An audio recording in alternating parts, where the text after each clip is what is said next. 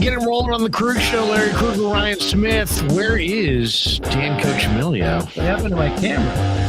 I don't think it's looked on yet. Dan, you've never looked so good. You've never looked so good. Let me find my settings on my camera. Look at that. This kind of reminds me a little bit of the fantasy football draft. I wish we could have given people the behind the scenes on the Krueg Show fantasy football draft with Ryan. With the tech with Ryan going at Dan Coccimilgio. Do you have this? Have you downloaded the app? Dan, turn your phone around. Show me your computer. Wait, did you click in the right corner? Are you on the right site? Does your page say Yahoo? Does it say Yahoo Fantasy? Does it? Oh my God! Dan, you have 15 minutes. Dan, you have 12 minutes. Dan, you have 8 minutes until we start drafting. I had Dan, no we're idea 4 minutes away. Finally, no idea right? it was all computerized. I thought we were going to just I'll take, I had my whole board. I was going to check it off. You thought it was going to be like the NFL draft from 1965? We're all on the phone. You thought he was going to give me Johnson. I'll take Johnson. I thought we had 1 minute and everybody was just going to be in the room talking. Well, we got a lot to get to. A lot of fighting today. A lot of fighting on sports radio about Jimmy G, Trey Lance, Kyle Shanahan, and who's to blame. And damn it. A lot of that today. Aaron Judge hit his 60th. Giants win in Denver. I love baseball. I don't think I'd love it if I was in Denver. I just don't love There's something about when the Giants play in Denver. I watch it and I'm like, I can't stand watching this. It just bothers me. I can watch the Giants play at Wrigley every day forever. I could watch them play the Dodgers. Are you all right, Dan? Somebody said my hat wasn't centered or my SF. So Dan's taking hallucinogenics, everybody. Hold on. It says, is that? There you go. Yeah. Yeah, that's it. That's perfect. That's perfect. Thank you. You actually look like that old-timey baseball player. The 20s. Max, whatever, the minor league guy. Wait. Keep it like that. Go see if you can find that guy. See if you can find a picture of that guy, the minor league guy who Danny looks like right now. I think his name's Max something, and he would go to minor league ballparks and do all kinds of stuff. But we got a lot to get to. The Giants, as I said, get a win. Aaron Judge goes deep. Do you go 60. All in for Aaron Judge? But first, we got into this debate off the air that let's just start right there, guys. With Ryan wants to rename McCovey Cove Shohei Ohtani Cove as a way to attract. There he is. What's his name? Max Patkin. Yeah, Max Patkin. There you go. There we go. Danny, that looks an awful lot like Dan. That is just some good posture. That's a neck right there, by the way. Can you go back to that last picture? That's a long neck. That's a pretty thick, long neck. That's a long neck. Merton Hanks just texted. He said that's a long neck. That's a thumb. That is a long neck for Max Patkin. All right. Max Patkin. But here we go. Rye wants to rename McCovey Cove Shohei Ohtani Cove as a way to attract him in free agent. He's not a free agent, to try to get him to commit long term. Which, if you can get him to commit long term, maybe you could even trade for him this year with 1 year on the deal, or you could wait one more year and go after him in free agency. He also said if they can get Aaron Judge to rename Willie Mays Plaza to Aaron Judge Plaza. I'm trying not to hear that, as the kids would say. Well, I'm putting up the hand. I'm putting up the hand on that. I can't go against Willie Mays. I just can't. We can't even entertain sharing the spotlight with the Aaron Judge Plaza and all the people coming up. Huh? Okay, let's be realistic. We need to get baseball needs to get younger. Nobody really. Okay, I mostly know Willie. Baseball McCovey needs to get younger. I agree. Yeah, I know Willie McCovey mostly from the restaurant in Walnut Creek. I would absolutely, if we could bring Ohtani in, I would place in Walnut Creek. It had a beautiful rotunda. I did several shows there with the great Lee Jones. With McCovey, right? You just put him just. First of all, Willie Mack is maybe the most beloved San Francisco Giant of all. More so than Bonds, more so than Mays. Willie Mack's Willie Mack. And he's no longer with us. We're not giving the Cove. Okay, let's just say this. Ohtani, what do you want? He's probably would get 30 a year as a hitter. He would probably get 25 a year as a pitcher. So do you pay him 55? Do you pay him 55 a year? No, that's absurd, right? But maybe you can get him for 45 a year on a long-term deal with some protections for injuries. I don't know.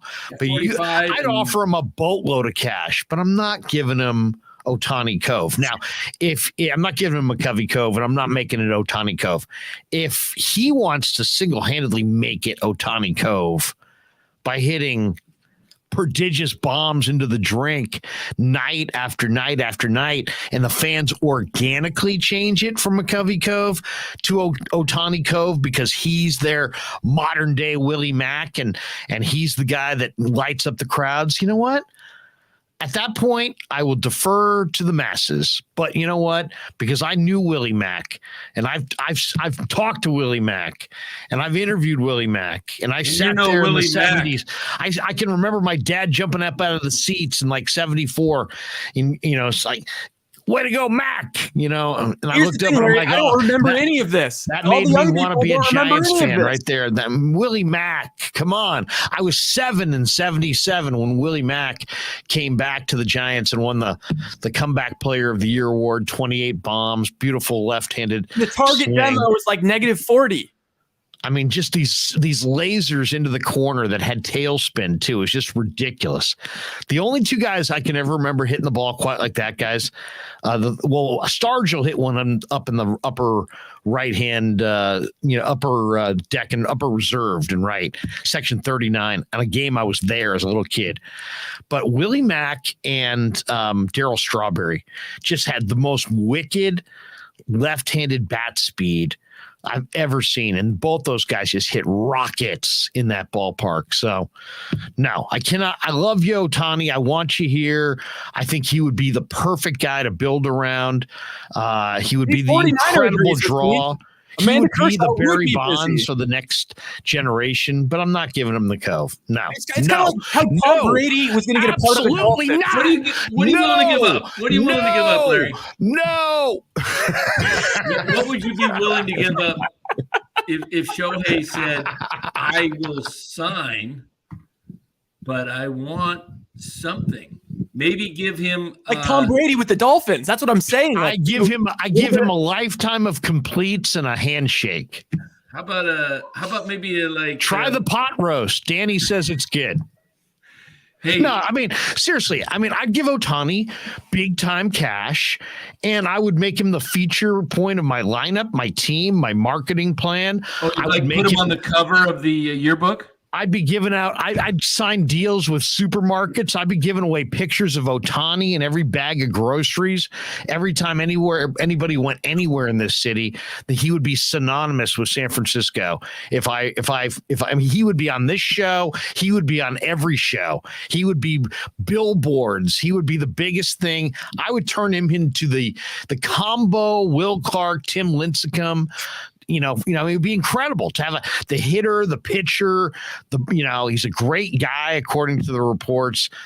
He's a unicorn, and he's absolutely and he's a marketable face, and he can help you in two ways. I absolutely would spend the money. They have the money, spend it, but no. Hell no, you're not getting McCovey Cove. How about just build a new ballpark? He takes it organically. God bless him. He ain't getting it. I'm not making it Ohtani Cove and some ceremony, some cheese ball opening day ceremony.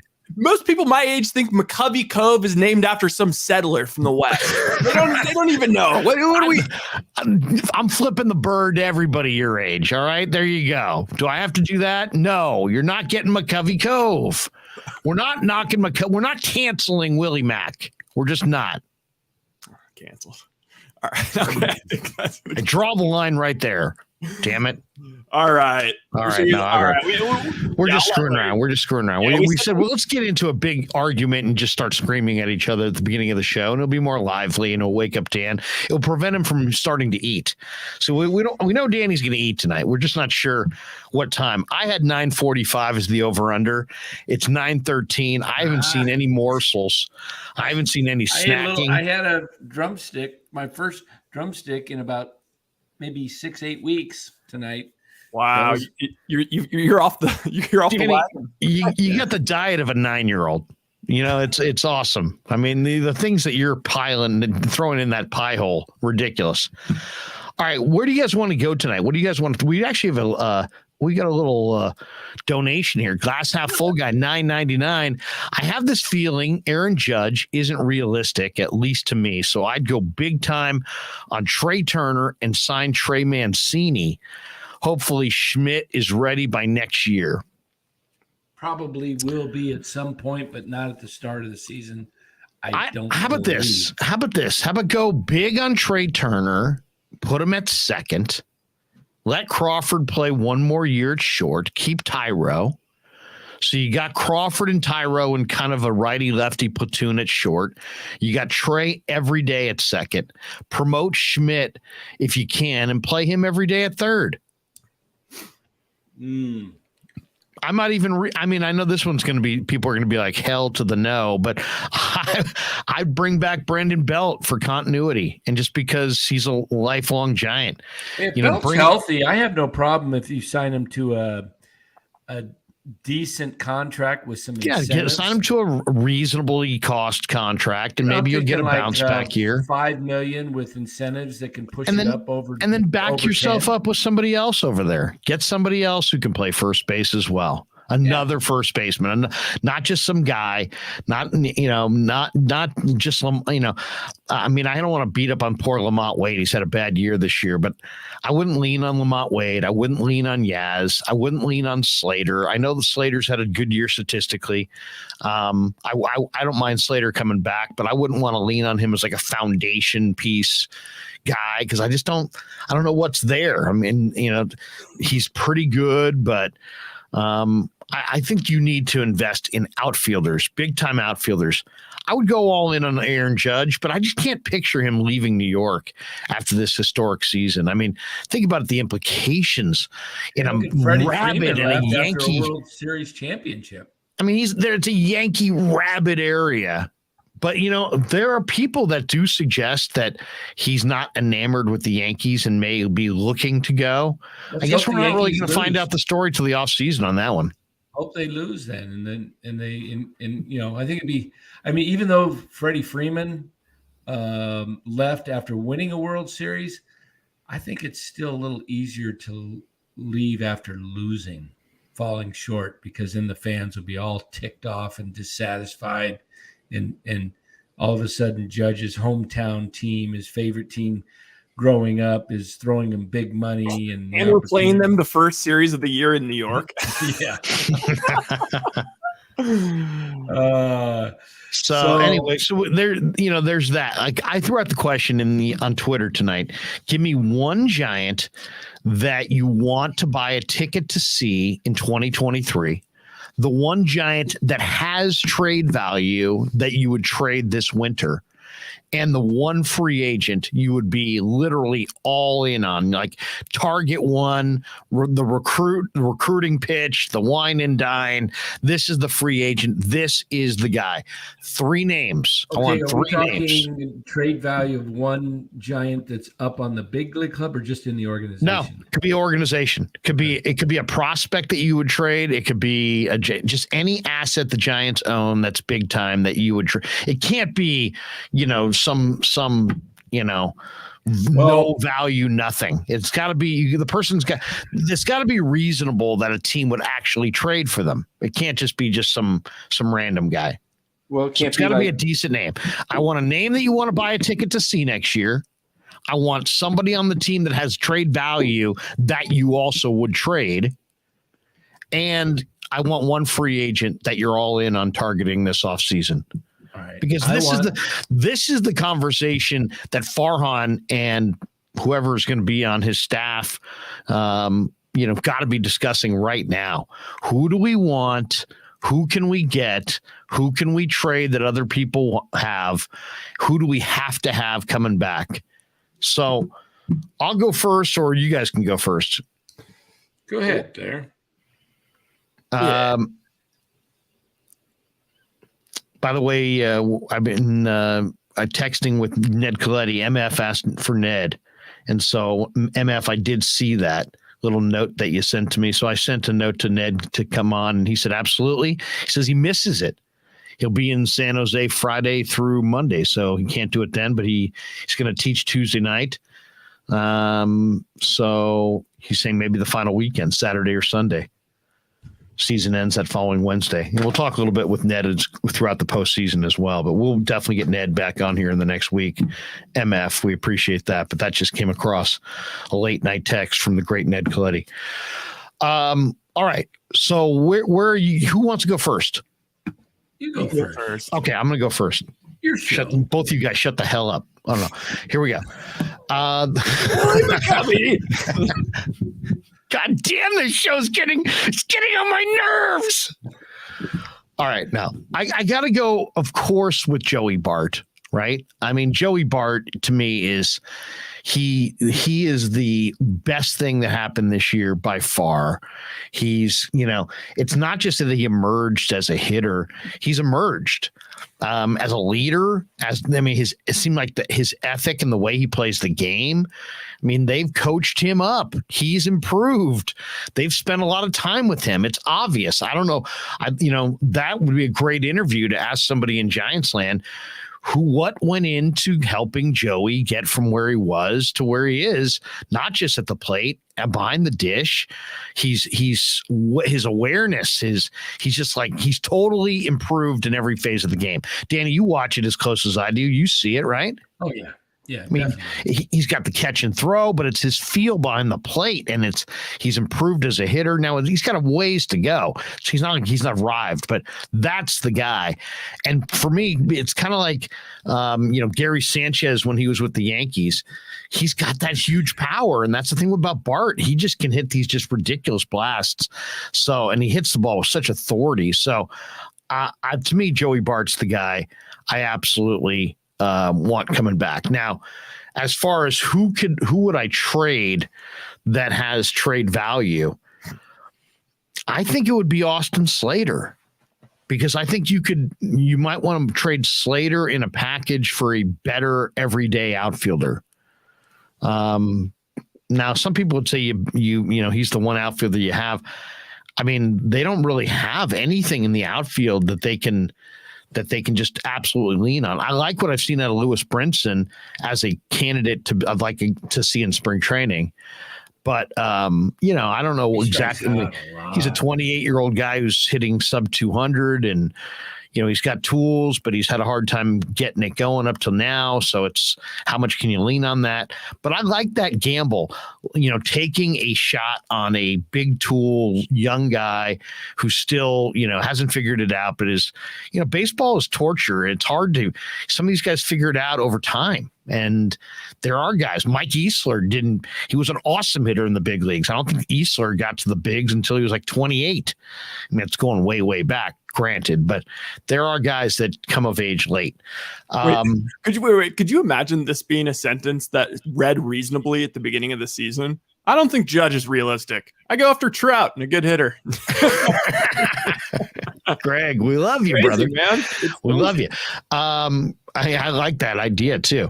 All right. So Bart is the guy that I would absolutely want to see next year. Slater's the guy that has some value that I would trade. That's the real challenge. And that question is, who has value? There's so few guys. I mean, the Giants have a 40-man roster. There's probably like 7 or 8 guys. You're going to have to give up a pretty good prospect to get an everyday outfielder. You can't. Granted, Danny, you're going to have to give Slater and a live arm, or Slater and something else of significance, maybe in the minors. But I mean, I'd look to try to upgrade there, because I think they need to upgrade their outfield. And then as far as the free agent that I would target, I mean, I know I know, it's judge, but it just doesn't seem like that's realistic to me. I just don't believe that one's realistic. I guess I would get excited if I found out that Judge had some vendetta against some Yankee front office person and, he wants to come west or whatever. And who knows? It could be in any thought could be in any young person's mind. He could have family out here and obligations and want to be here, but I just don't see him walking away from the Yankees, because if he stays with the Yankees, he's headed towards Cooperstown, and and I think that his chances go down if he leaves New York for anywhere. But he would be a great target, but I'm going to say Trey Turner, because I think Trey Turner is really more what the Giants need. It's a big ballpark. You need to play defense. You need to have speed. You need to be dynamic at the top of the lineup. He keeps himself in great shape. He hasn't had injuries of significance. He's a terrific athlete, power and speed. If you could get him to play second for 1 year, I'd even give him a premium amount of cash to do that. I think that's the safer pick. And also that's the double, because that's the addition to your team and the subtraction from the Dodgers. And to me, the Giants are so far behind. What are they behind right now, Danny? As far as games back? Behind LA right now, 30? I think it's like a season or something like that. Yeah. They're like 30. They're like 30 games back. No. They won tonight, so it's only a season and a half now. I gotta look it up. Because this is. Do we it's care ridiculous. at this point? Do we even well, care? just to make the point. 32 and a half. Yeah, they're great. 30. I said 30, and I was being generous. They're 32 and a half behind LA. What is I'm setting the over under at 35. That's sad, by the way. That is sad. 32 and a half games out. Okay. And here we go. We got a bet now. The odds. Now I'm getting pissed, actually. Now I'm getting pissed. 32 and a half games out? The over under is 35. Where are they going to end up? Under, huh? Dang, 32 and a half is ridiculous. Over. That's what I'm saying. That's why. Go over. So I'm going Trey Turner. So I'm going Bart, Slater, Trey Turner. Somebody else go. I'll go. Right. This one may be cheating a little bit, but I'm going to go Kyle Harrison, number 1. I feel like he's got to be up by next year, right? He pitched 3 innings tonight in the playoff game. 9 strikeouts. Oh. All right, I'm going Kyle Harrison. Did you say 9 in 3 innings? That's what I was told by Joe Bertolucci. I trust Joe. I didn't see it. Let me see if I can find it in the. No, wait a second. I have it right here. 3 innings, 4 hits, 2 earned runs, or as Murph would say, Ernie's. 1 walk, 9 strikeouts. 9 strikeouts for the De La Salle kid. kid. All of his outs were strikeouts. All of his outs were recorded as strikeouts. Wow. Well, you know what? I saw him in the Futures game, and 2 of the young prospects took him yard in some historic home runs. I mean, it was ridiculous. One guy hit one to dead center. It was just Yankee prospect Jason Dominguez, just absolutely. I mean, he crushed it, absolutely crushed it. And then a kid named Walliner for the Twins hit one down the line. Must have been like 115 miles an hour off the bat. It was just smoked. But man, just looking at Harrison there, he's a big kid. I mean, he's got kind of a funky arm angle. He's got big velocity. Yeah. I mean, people say, well, he's like Bumgarner. He's not nearly as smooth as Bumgarner, but Bumgarner didn't have this kid's stuff either. This kid can blow the fastball by you. We're talking about 98. Yeah. 98 from the left side. Really, he's got a couple different nasty breaking pitches. One that kind of drops straight down, and the other one looks like it's kind of a slurve and kind of slides across the plate away from the left-handed hitter. He looks nasty. I mean, and if he's got any command at all, I mean, he might be the ace. Romo says, why only 3 innings? Basically, I think they're just kind of putting the leash. It's the end of the year. He's probably pitched a lot. They're actually monitored his innings this year. I haven't seen him go over 5 innings in a game, even though he's dominated. I really think they're just trying to build up his arm and not wear him out. I think next year he'll probably start at AAA. He'll be up at some point early in the season, I would think, May, June. If, injuries happen, they bring him up and he becomes maybe the next Dan Coccimilgio. 24, him and Webb anchor the rotation. Hopefully they've got another arm. Hopefully they got Rodon. But all right, I'm going trade Rodon. Does that count? No, he's free. No, you can't trade him. All right. You could have in July or August by August 2nd. I mean, that's the kind of thing. If Danny had gone that way, muted. Okay, fine. Yaz. Muted. But for you, we won't mute. All right, we're getting rid of Yaz. It's over. We're done with him. Some team will get convinced into, a couple years ago, still could have 20 home runs. The Giants have shown Yaz and Wade a level of respect this year that I think is mystifying. I mean, they've treated those guys so well. You would swear those guys are both all-stars. The way Kepler has hit those guys at the top of the lineup just daily. And poor Wade's what's he hitting, Dan?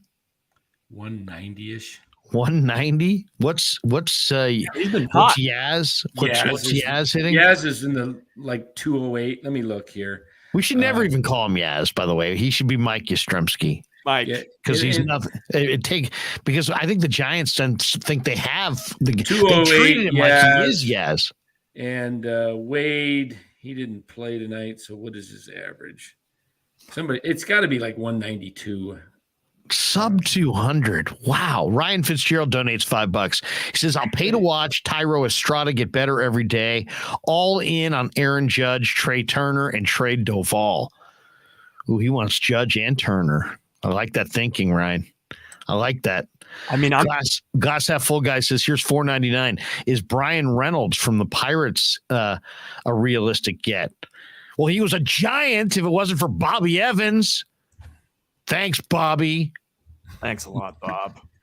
And by the way, would you go by Bobby if you Evans? If you could go with Robert, Rob, Bob, or Bobby, you're going with Bobby? I'm not going with Bobby because you know who I'm thinking of when it comes to Bobby? I mean, I got to deal with Larry, but still, I'm going Robert. I think I'm going Robert. One Bobby comes to mind when I hear Bobby. And it ain't Bobby Bonds. Bobby Mercer? No, it ain't Bobby Mercer. Bobby Bradley? No, it's Bobby from the Brady bunch. And that's when I see a guy that's not an athlete and he's named Bobby and Cindy? Yeah, Bobby and Cindy. That's what I think of because Bobby Evans, he kind of looked like Bobby. Does Ryan even know what we're even talking about? Oh, I've seen the remake movie. Do you think that Bobby? You've never seen an episode of the Brady Bunch? Evans? I think I did when I was younger.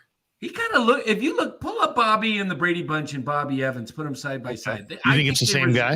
I do. I think it's the same guy. Glass half full guy. Will Luciano be ready by next year?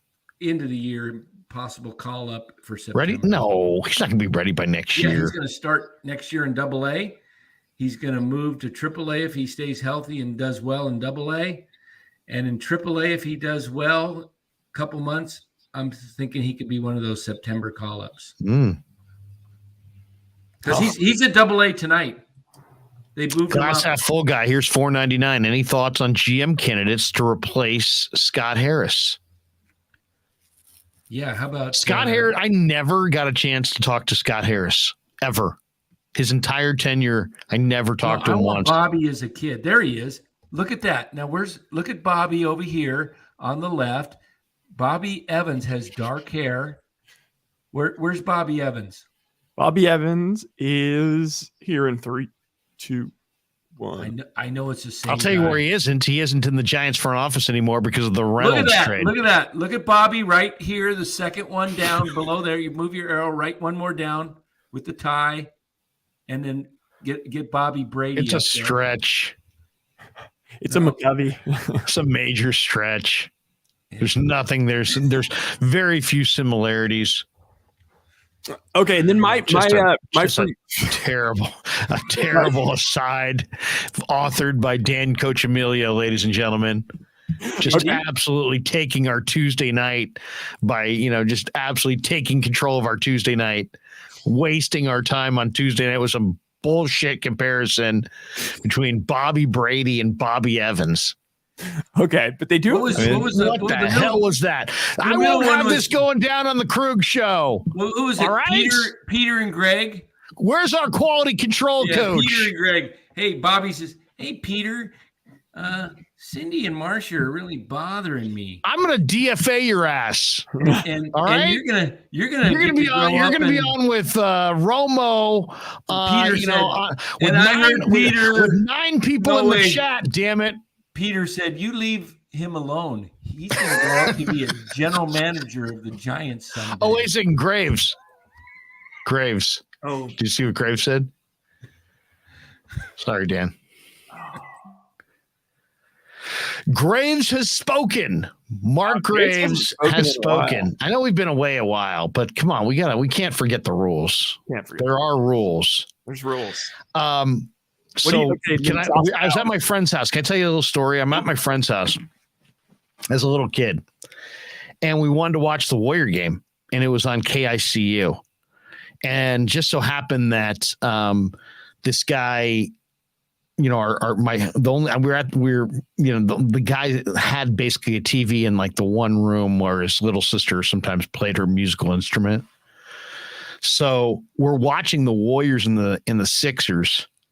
And the mom walks in and she's like, "Scott, the cello rules."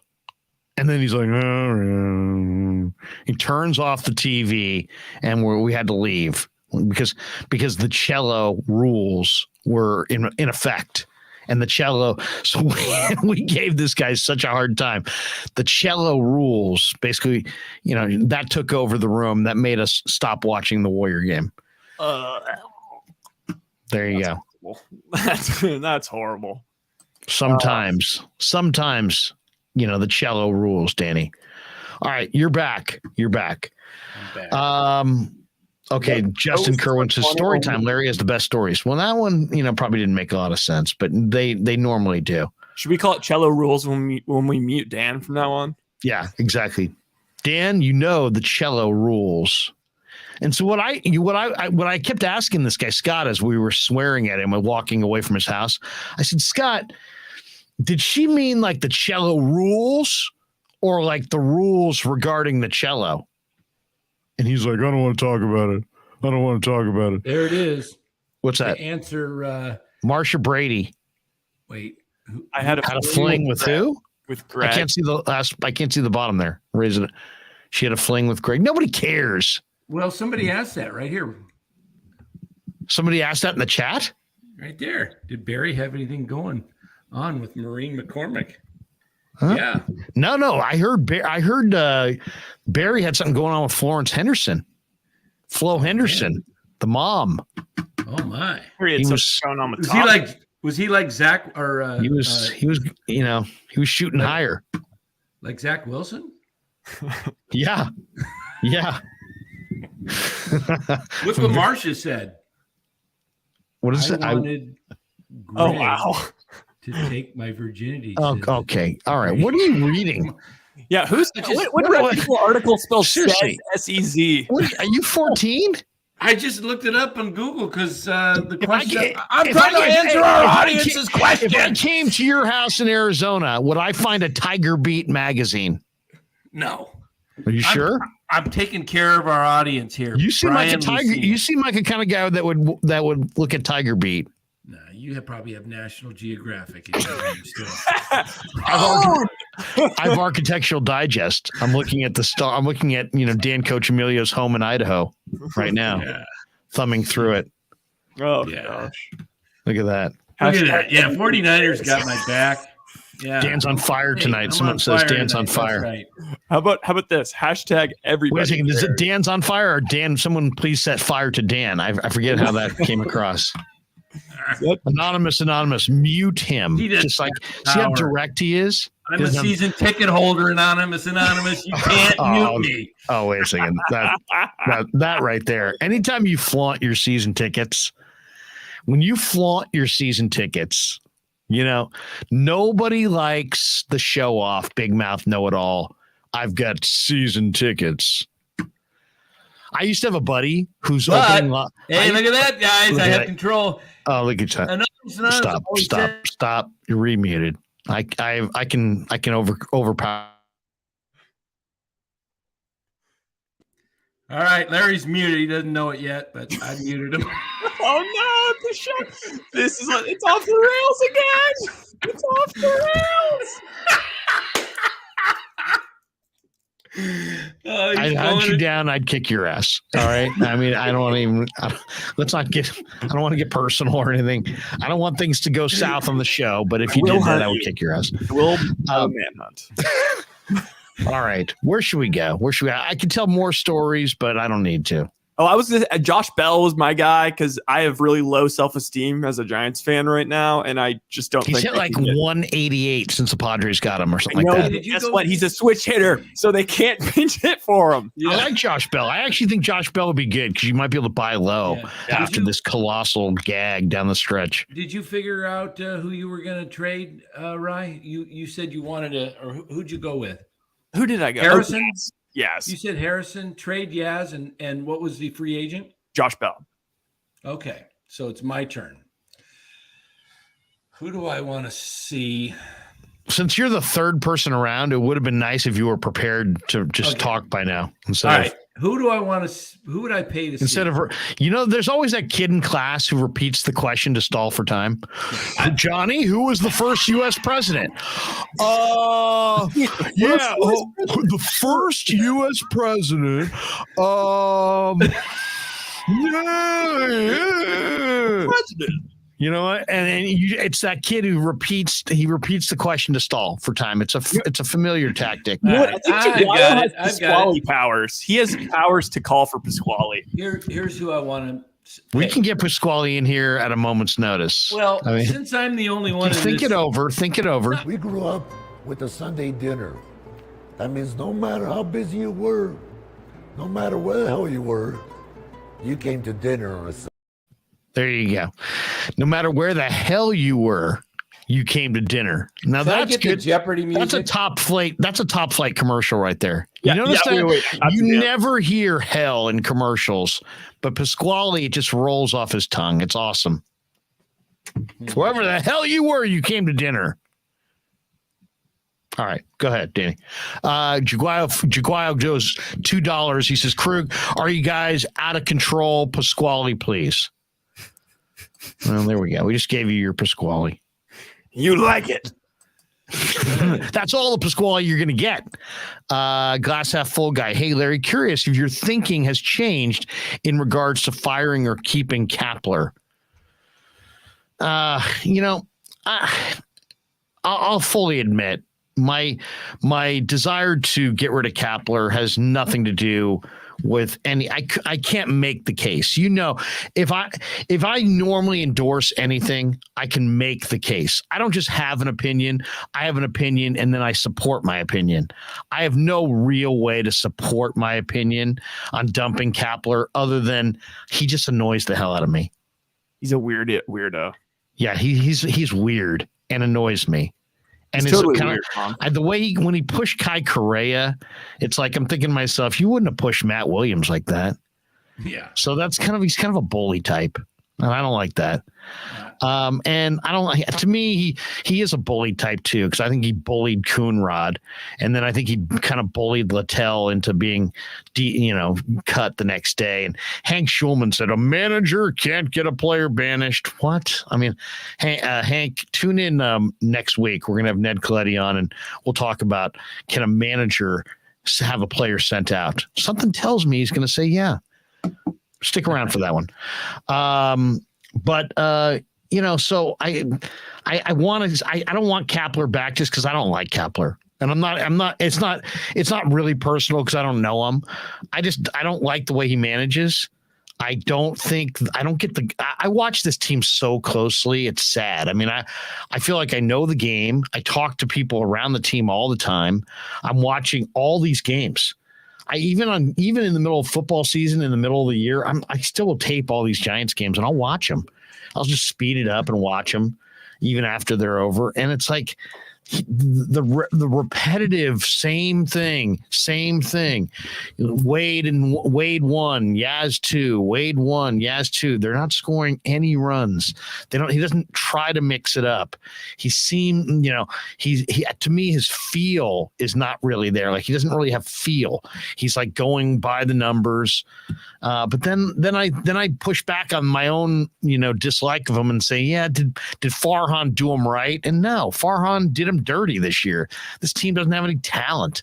So that's a big part of it. So then it's like, I got to sit there and take into account the fact that this team doesn't have any talent. So that's not Kepler's fault. And I don't think Kepler's the worst manager I've ever seen. I think he's smart. I think he's analytical. I think he cares about what he does. I think he thinks he's doing the right thing, but I just think he's kind of a control freak.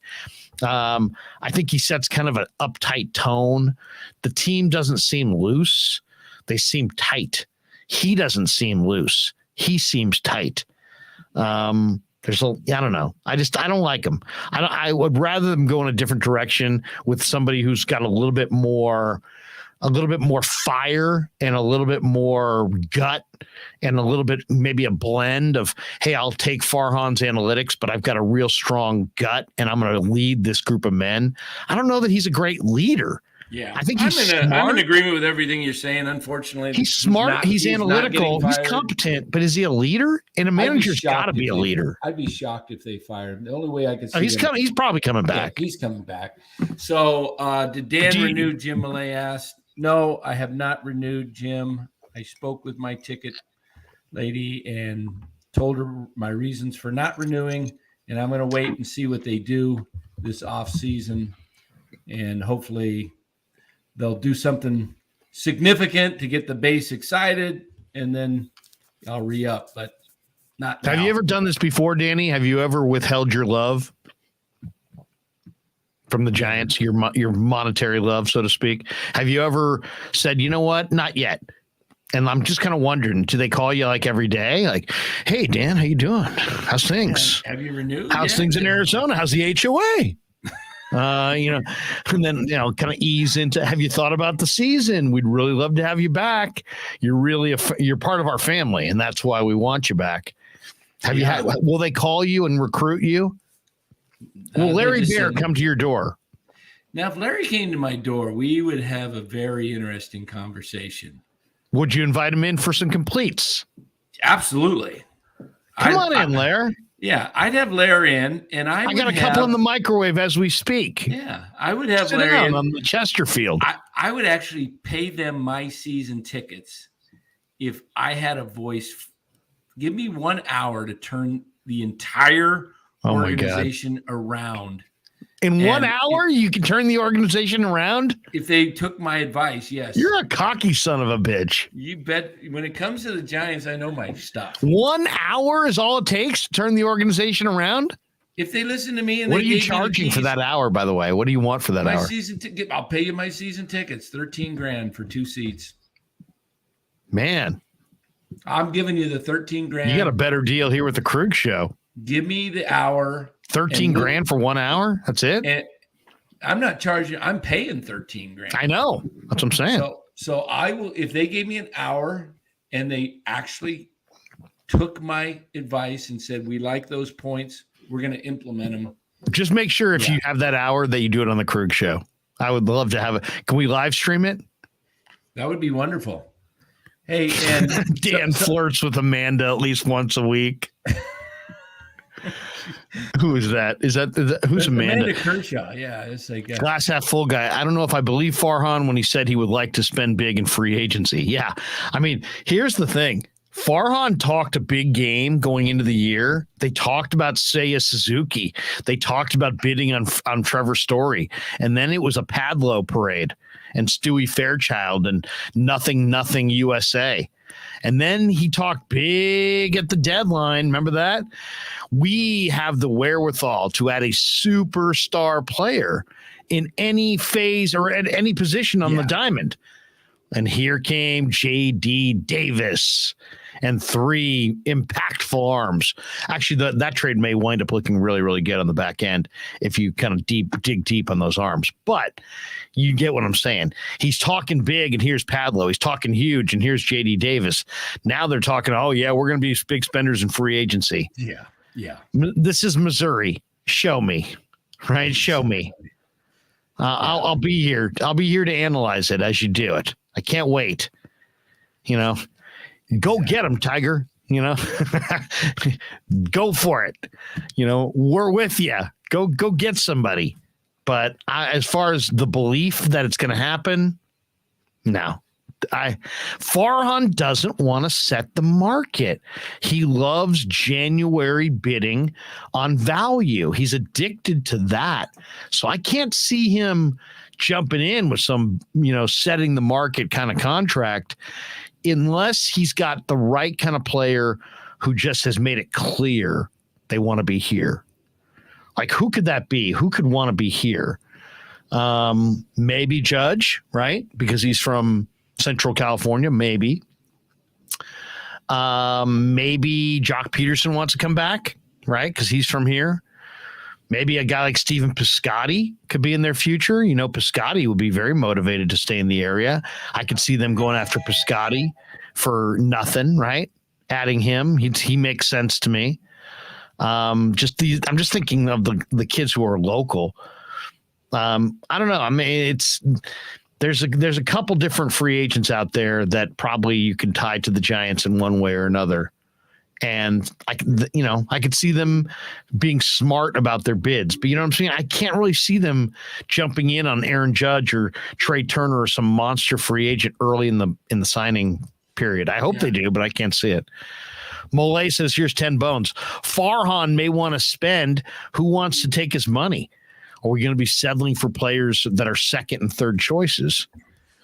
I mean, that's the question. I mean, there was that year with all those great closers that were available, and Aroldis Chapman and Kenley Jansen. And Giants got Melanson. And how did that go? It didn't go too well. So, yeah, I mean, it's going to be tough because also most of free agents are older. Carlos Correa is the interesting one if you wanted to move Crawford off of shortstop in his final year, which would seem kind of cold to me. But, because I can't see Carlos Correa playing third. Can you? I can't see Carlos Correa playing second. If they sign Carlos Correa, he's going to play shortstop.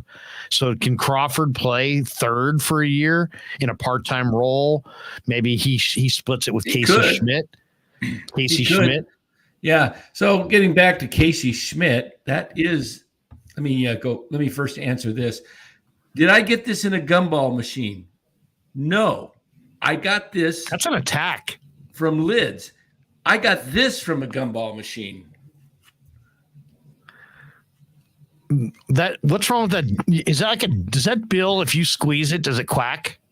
It kind of does, yeah. Like squeeze the bill like this. Does it quack? It looks like the kind of bill. Looks like the kind of bill that would quack. It doesn't even pop up. It's so stiff. You got to work on your John Deere Fold. Yeah, this thing is that thing's dented. It was an $8 hat. Wear that to the HOA. Yeah, this was just a gimme.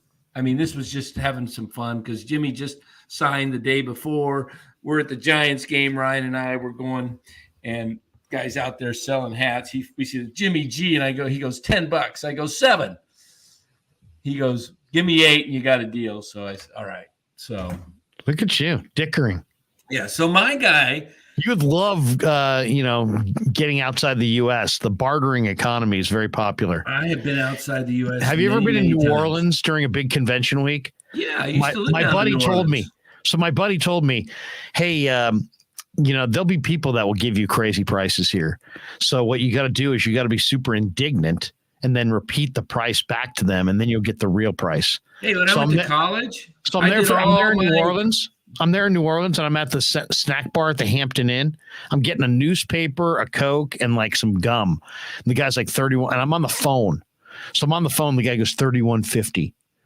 I go $31.50, and then he goes, "Oh, I'm sorry, sir. That was $3.50." They don't, I mean, it's just ridiculous. So, and I did that like about 10 times when I was in New Orleans. Every time somebody would give me some crazy high price, I would just repeat it back. That's $56.95. $56.95. Oh, I'm sorry, sir. That's $32. So, I mean, literally, I mean, it's a bartering economy. I mean, seriously, it's like every man for himself in the quarter. I mean, I'm just telling you. Hey, when I was in college, I did my Christmas shopping in Tijuana because I went to college in San Diego. TJ. Yeah, I used to go down there and just get really all this stuff. Dan Coccimilgio tearing it up in Tijuana? It was just, I just basically drive down the border and walk over. Yeah. So. By yourself? No. I was going to say. It was, at the time, it was. You drinking heavily or tequila shots? I've never been a big drinker. Just for the hell of it, you're walking through Tijuana? Shopping. What were you buying?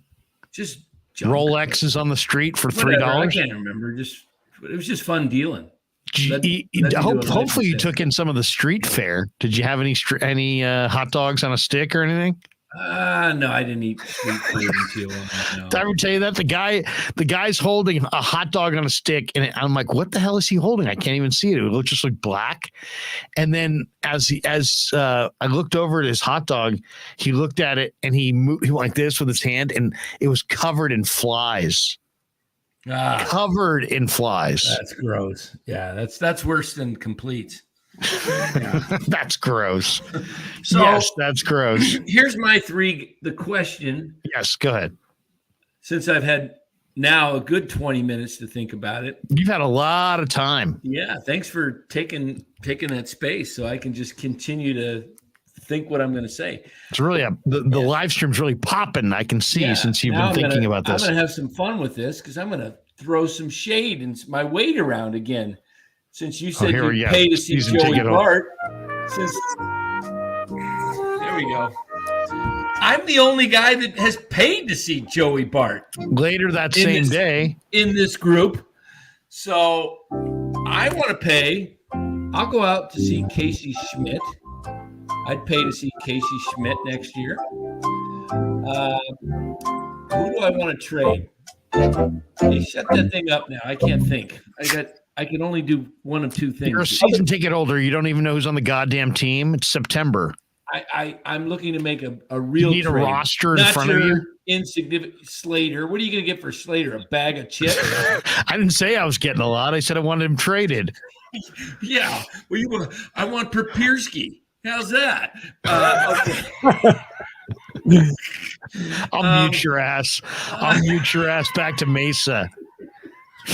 All right, I'm going to make a real trade, okay? I don't even want to see your damn dogs tonight. All right. That's how angry I am. I am going to trade. Well, think it over for a second. Who do I want? Hold on.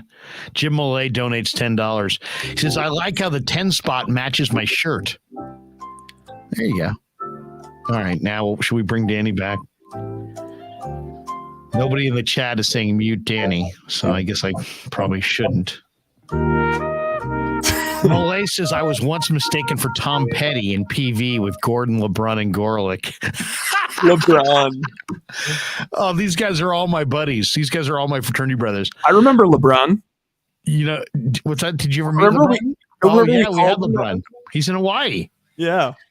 Next time Millay drops in here, we're going to call LeBron again. That was a great LeBron was effed up. He was at Englehorn's kids' party in Hawaii, and he was torched.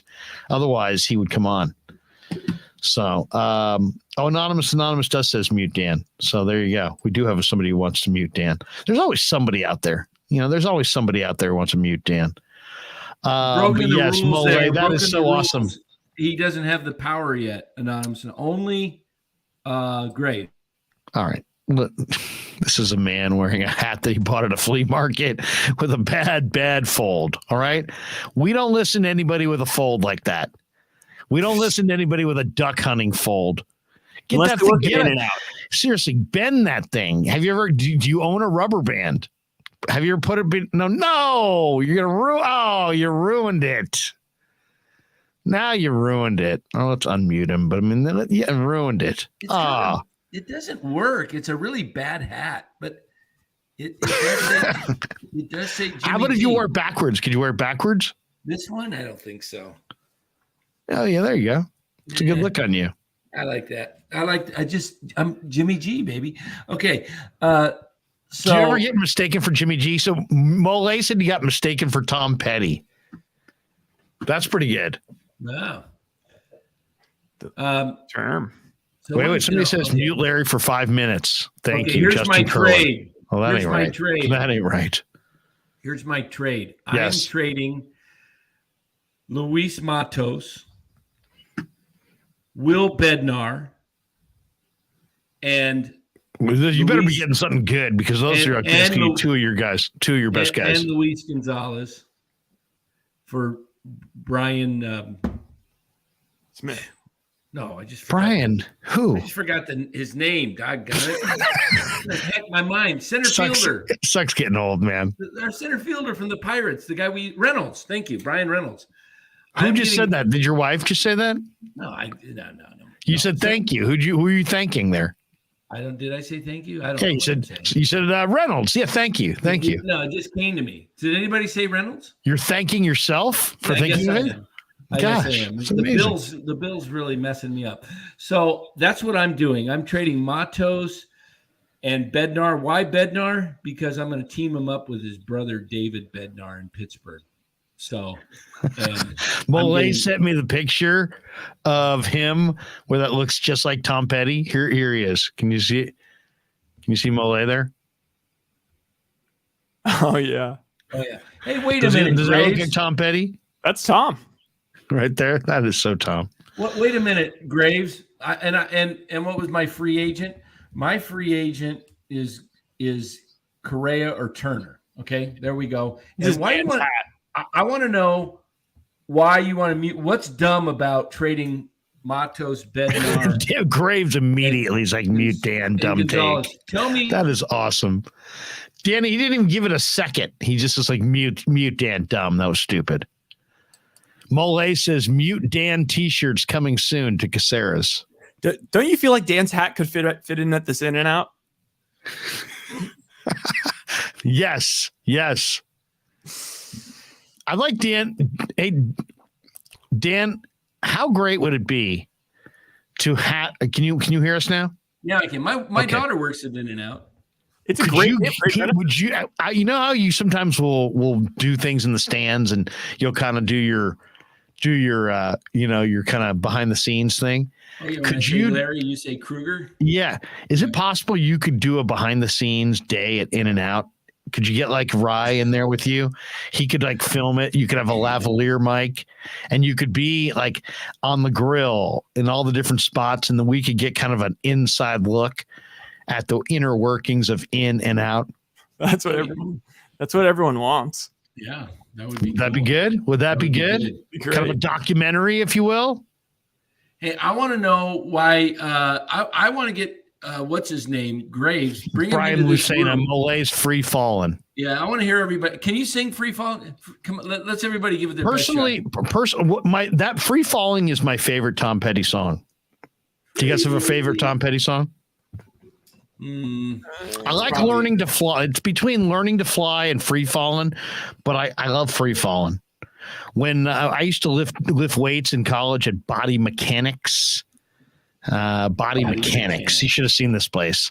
There's more an auto body shop or what? There was more roid heads, and it was in Sac. All these people with like, those weightlifting pants and like cutting out the collars on your shirt to show your traps, and all these guys taking tanning pills, and I only eat egg whites, bro, and just this lifting culture. Guys who were just like that. It's like, dude, are you gonna be all right? Yeah. But we used to go into this dungeon in the middle of Sac and lift weights, and Sac was called Body Mechanics. But we used to listen to little Tom Petty Free Falling on the way to the gym. That'd be a good name for good. A gym, the Sac Dungeon. Refugee was pretty cool though too. Refugee was not bad. Not bad. Calba says Mary Jane's Last Dance. All right. Jay Stamp says Running Down a Dream. Don't do me like that. Oh my God. Did you hear that? I wish we had instant replay. We got to dig that up tomorrow and just get that on a replay. Okay. Yeah, Larry, that's what I'm going to say. I'm going to start quoting petty songs at you when you dish me. Don't do me like that. Okay. All right. What do you guys want to talk about? You want to get in? I want Graves in here. I want his face, his mug on the screen, and to debate me on why he wouldn't trade for what was it? Giving up Matos, the guy that's hit like 150 in minor leagues this year. Matos looks really good, though. He's going to be good. He's going to be down here in Arizona. Let's go see him, Graves. He's going to be down here in 2 weeks in the Arizona Fall League. Cage match. Graves v. Coccimilgio. He's going to play in the Fall League. That's going to be a huge challenge for him because he was not good in A-ball, and now he's going to jump into the Arizona Fall League. Yep. If he has any kind of Fall League, I mean, if he has any success at all in the Fall League, that's a great sign. He should get absolutely overpowered, right? On paper, he should be overpowered by the Fall League. The Fall League guys are AA, AAA guys on the verge of breaking through in the big leagues. He's coming off a bad year in single A. If he goes to the Fall League and does anything, that will make me go, wow, this kid's coming. Who was here? The Padres guy that they traded to the Nationals, Robert Hassel the third. He'll be in the Arizona Fall League. They call him Bobby Barrels. Yeah. Bobby Barrels, okay. Big time player. Yeah. Pete Alonso was here in the Fall League when he was, before he made it to the majors. That was a fun guy to see. So, yeah. Who passed today was the great Maury Wills. Oh, really? Maury Wills. 4 stolen bases one year. 89 years old. Maury Wills, great Dodger. So we've lost Maury Wills this year. Hank Aaron earlier in the year, and it was some other one. Who was the other guy that was just recently passed? It was another top star. Who was that? Aaron? Danny always wondering aloud. It's about a month or two ago. Deaths. Yeah. Deaths this year. Let's talk death. It was a big time player. Let's keep it light. Let's talk death. For that alone, we ought to mute Danny, just wondering who died. Not just bad karma. Who was it that Jeremy Giambi? Bill Russell. Bill Russell. Bill Russell. Thank you. Bill Russell. It wasn't a baseball player. It was Jesus Christ. I already forgot about Dwayne Haskins. Oh, that's right. He died on the road. He got run over. Forgot about that. Yep. That was sad too. Very sad. Dang, that was very always sad. Little battle going on today on Twitter on the Lance Garoppolo front. Did you guys see any of those little battles today? Oh, absolutely. Let me see if I can dig one up for you. I've got a pretty good little exchange. One of the guys that Grant has on his show regularly tweeted something, got into it with Middlecoff. Mm-hmm. Did you see that? Yeah. And then Middlecoff kind of went back, and then finally it was like Middlecoff was like, hey, look, and I don't want to misquote anybody, so I did print this. Let me see if I can find it. So Middlecoff tweeted out, like I said, the team and the coach doesn't think the kid is remotely ready. Neither did most of the NFL. But Twitter all does. Then you feel I'm not being nice to you by simply replying. Always stunned this app has such a small user base. Greg Cohn then jumped in and responded, Kyle Shanahan made Trey Lance the starting quarterback this season, not Jimmy. So Kyle does think the kid is ready. Let's not rewrite history, John. Rye? Good lively one. Your comments, your thoughts on the Twitter beef between Misters Cohn and Middlecoff and I don't want to. There was another guy in there, and I just don't know Jesse something who is on with Grant. Jesse Naylor. Does that sound right? Hey, that hamburger is getting me hungry. Kind I of. know. But I did pass the 9:45, so Larry lost the bet. I haven't eaten anything. I just said that was the over/under. I went with the under. I went with the under. So hey, So, you know what? so How wait a do you order second. how do you order it in and out? Let me hear your order. Who, me? Yeah, what do you order? When you go Are you talking to me? Yeah, man. I'm talking to you. What's your order? Come on, give me your. So I say to my son, "What are you getting?" And then he says, "Dad, I'm gonna get the double and some fries, animal style." And then I say, "What's animal style?" He's like, "Oh, well, they do this." And then I say, "I don't want animal style." So then he goes, "Okay." So then he orders for me, and he says, "He'll go double with cheese. I go double, hold the cheese." That's called a double meat. That's double is cheese. Right. I go, the double is what my kid goes. I go the double single, I guess, because I don't go with the cheese. I go a cheeseless double. I do that sometimes. But... Double, hold the cheese, maybe cheese on the side. No, just no cheese. And then I go fries, regular, and then I usually go Coke. But you know number one, Lair. My kid goes chocolate shake, and I always think I'd like to go chocolate shake, but then I'm like, do I really? It seems gluttonous. I don't want to keel over right here on Contra Costa Boulevard. That's number one, though. That's a number one you just ordered. Okay, yeah. So there you go. I'll take a number one. Yeah, Thank you.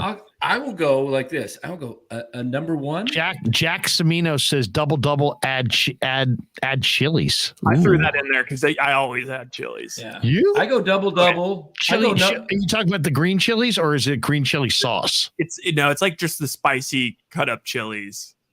Just like adds a little extra dimension. Little spicy chilies, the green chilies. Yeah. And you get them in circles? They like cut them. They chop them up for you and put them in. I may have to go with that. Yeah, I used to order a double, spread lettuce only. And what's that? What'd you call me? Spread and lettuce. Spread lettuce only. Spread and lettuce. And spread and lettuce. Yeah, that sounds like a condition you got. They call it spread. So this is what I do. So you go lettuce bun? No, spread and lettuce only. What's spread and lettuce? The Thousand Island dressing spread. Oh, okay. You like the juice. Okay. Yeah, so now what I order do you go tomato? How about tomato or onion? Now I order double raw onion. You want? I go double, no onion and no tomato, grilled onions. I like grilled onions, and I like grilled onions. I can't hate on you for the grilled onions. Those are good. Grilled onions. So grilled onions will make a burger. Yeah, and then I make sure I have enough. I get an extra thing of salt. Make sure they salted the fries. You know what could make In and Out like from like good to like effing spectacular? Bacon. And have another one on the corner next to it because it takes an hour to get through the line. No, you know what I really like when I've gone to the counter, I'll get those onion strings. Ooh. On top of the burger. Like, have you ever had like the onion strings? They're like kind of, I don't know what, they're cut real skinny, and it's not like onion rings. We're talking about like onion strings. You get those onions, those fried onion strings. Yeah, like who has those? Freaking great! I could probably eat like 19 onions worth of those. Yeah, those are good. I'm getting hungry. Damn it! Hey, do you know this guy? DJ Venus? No, Lopez. What's a G? Freaking he acts like he knows you. Krueger, Larry Krueger. I know many. I know many Lopez's. I'm just not sure which one that is. What does the G stand for? He's a Niner. He plays for the Niners. It looks like OG. Freaking Larry, freaking Krueger. What's going on? Lopez G. What's up, brother? Thanks for being in the chat. I kind of don't want to give my order because I know I'll get roasted for it, but I've been trying to, my weight tends to fluctuate, and I sometimes I'll go with the lettuce wrap style, the lettuce wrap, but I make it as manly as possible by adding chilies and getting 2 3x3s, which pretty much 3x3s. Well, because if you get the lettuce wrap, it becomes just a whole lettuce situation. So you have to have like way more meat and cheese to like complete the ratio. They have something else called, and I don't know the name of it. You go 3. Hold on a second, Danny. We got history in the making here. this begs the follow-up. You're going 3 patties and 3 layers of cheese, and then you're wrapping it in lettuce? Yeah, it's Because of psychotic. what? The calories in the That's bun? all protein, It's, man. well, because it's like the rationale of the keto diet where you don't have bread and grain. Although I know that in reality, it's You're stupid. having 3 burgers, and they're I all know. greasy. But And you gotta mentally, I can do gymnastics mentally. Jim, that is right down the street from me. There's an In-N-Out and Chick-fil-A in the same parking. They share. It's madhouse. Yeah, Mole has an Great In-N-Out. What did he say Coke. there? Well, let's get back to Mole there. He goes, has an In-N-Out and Chick-fil-A ever been put next to each other with gridlock ensuing at best, a wormhole at worst? Right next to Peoria Stadium where the Padres and the Mariners train. There's both together? Yes. And that's where I go. In fact, that's the one my daughter works at. Which one would you rather wait in line for? It all depends on what I'm feeling, It's if I'm feeling Randy, I don't know. Chick-fil-A is much quicker. They zoom through their What's your line. order at Chick-fil-A? Because I see, to me, the spicy chicken sandwich is quite a bit better Yeah. I liked when they had than the regular chicken sandwich. used to And I've have had their the- nuggets. I don't think the nuggets are all the that nuggets great. they used to have the A chicken little dry. strips. They're on the I dry like side. a little pepper jack cheese. I love their chicken strips, but they did away with them and they only have the spicy now. But typical order would be The spicy chicken sandwich is legit. I will say that. I And like the the pickles regular are a nice chicken, touch. chicken sandwich, no pickle. Give me The some sauce honey, is overrated, though. The honey people love the roasted Chick-fil-A barbecue sauce. on the side. I want honey roasted barbecue, waffle fries, and then I can't wait. My pleasure. You ever get you know how they always What? say when you're done ordering, they say, "My pleasure." I think that might be a local thing. No, that's a training thing. I don't remember my pleasure. Yeah, there you go. Look at Ryan's got the Chick-fil-A sauce in mass, probably. Who gets Like, what Early is in my the- bathroom? If you had to say what is Chick-fil-A sauce, what would you say? Like if I told you remake Chick-fil-A sauce from scratch, what's in it? I think it's barbecue and honey mustard together. Okay. Okay. I go with the honey I'm roasted cheating. I'm kind of barbecue cheating because I think sauce. that is the answer. That stuff's good stuff. Jaguar 56. Krug put green Ortega chilies and fried onions on a double patty.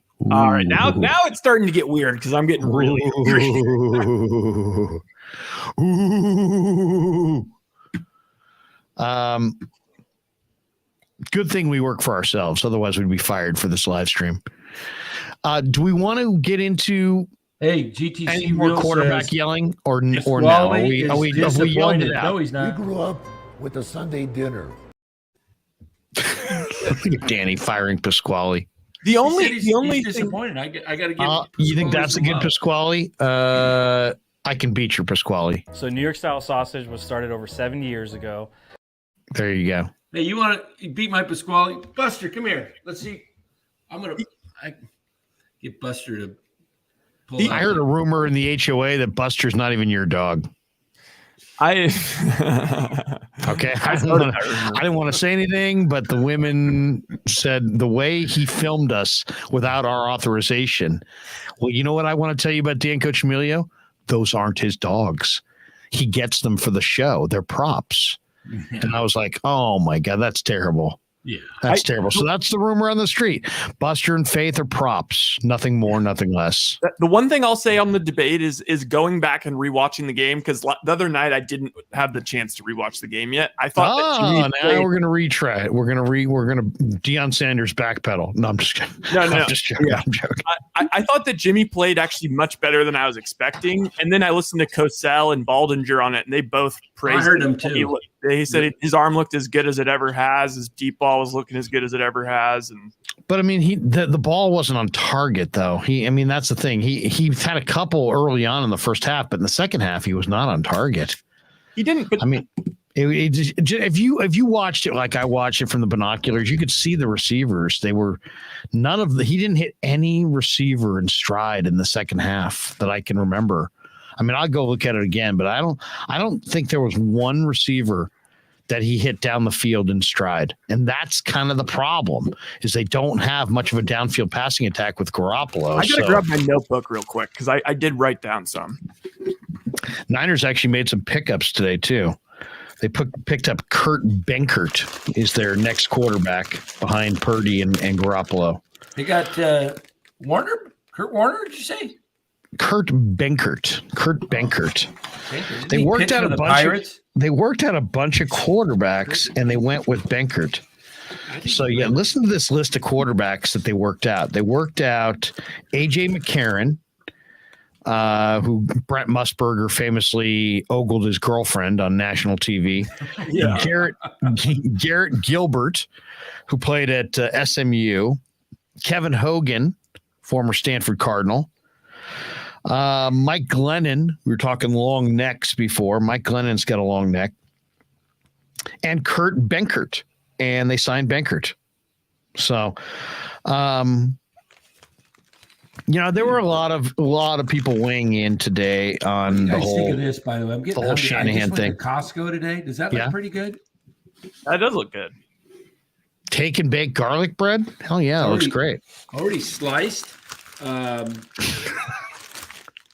Every pound. Were you at Costco today? You say you were at Costco today? Yeah. I went to Costco today. I didn't see you there. Organic. Let's see. Garlic I'm hearing bread. somebody chewing. Is there somebody chewing? Listen to this. Already loaded with all the toppings for a quick and delicious side to any meal. Just separate the halves and bake until golden brown, and the smell of garlic is too much to handle. That sounds delicious. Okay, here's a Baldinger video. Here's a real quick Baldinger video. This doesn't show any of the deep balls, but it just was like a quick promo for his 95-7 appearance with some Jimmy stuff. There we go. Let's see. Catch me every Tuesday morning with Bonte and Shasky on 95. Oh, wait, there's no audio, is there? Yeah, we just heard it.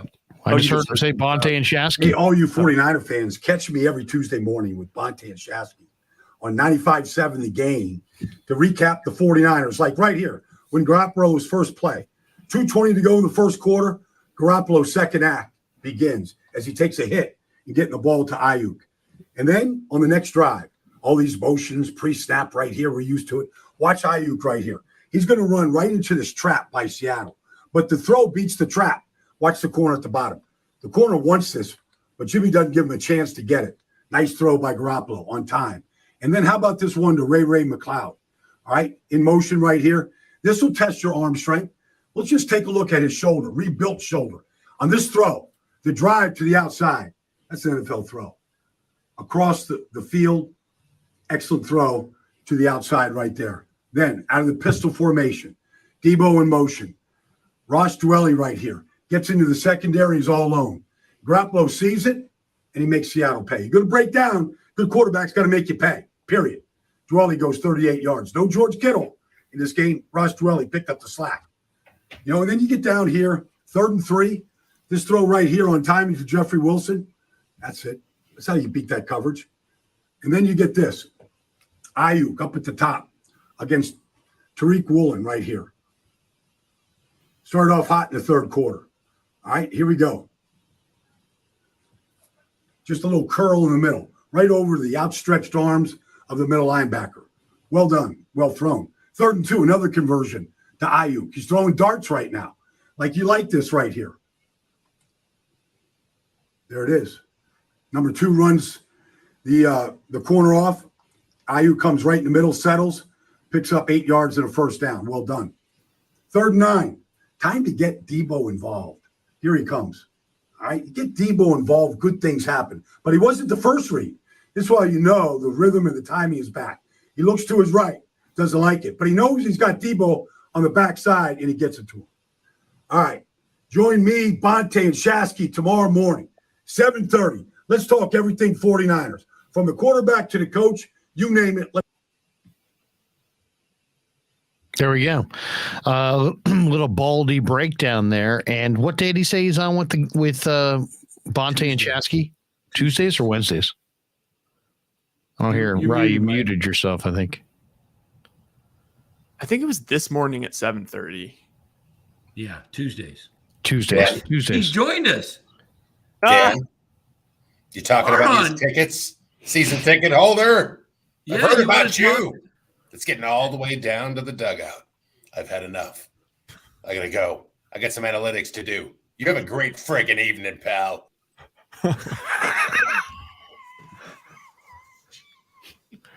I really just don't know what to say to that other than people wanted Farhan.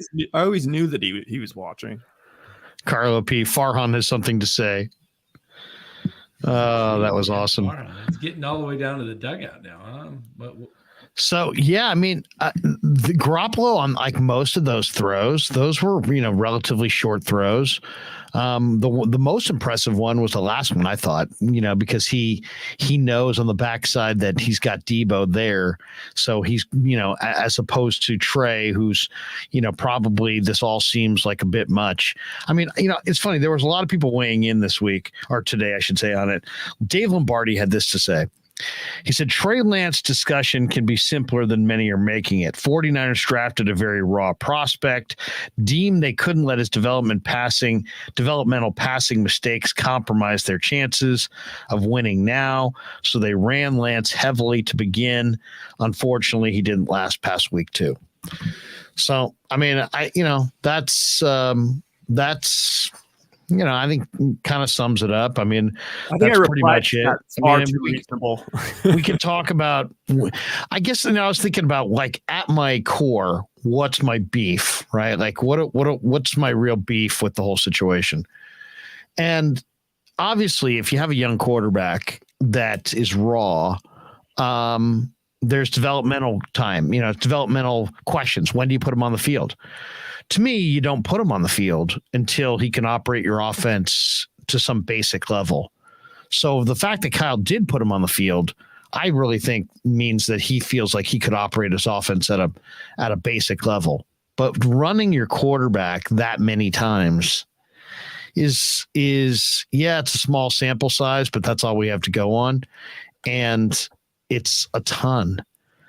I mean, Josh Allen, I watched Josh Allen last night. Josh Allen ran once. Josh Allen did not run 12 times. And so I'm thinking about this and I'm like, okay, so Trey can run and he's raw and you're going to run your mobile quarterback. So what's really the issue? It's not really the runs. It's how many and where do they come? And to me, my thought on it would be, I wouldn't want to call a lot of design quarterback runs because I think my young quarterback's going to scramble a lot anyway. So I would say I try to keep it like, 5 to 6 max, but more like in the 3 to 5 range as far as design quarterback runs. But none of those runs outside of sneaks would be between the tackles. It would all be to the edges. It would all be to open spaces.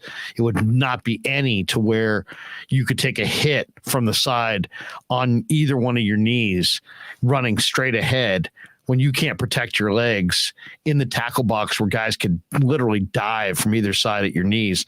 Kind of the way that Elijah Mitchell got hit on the side of his knee.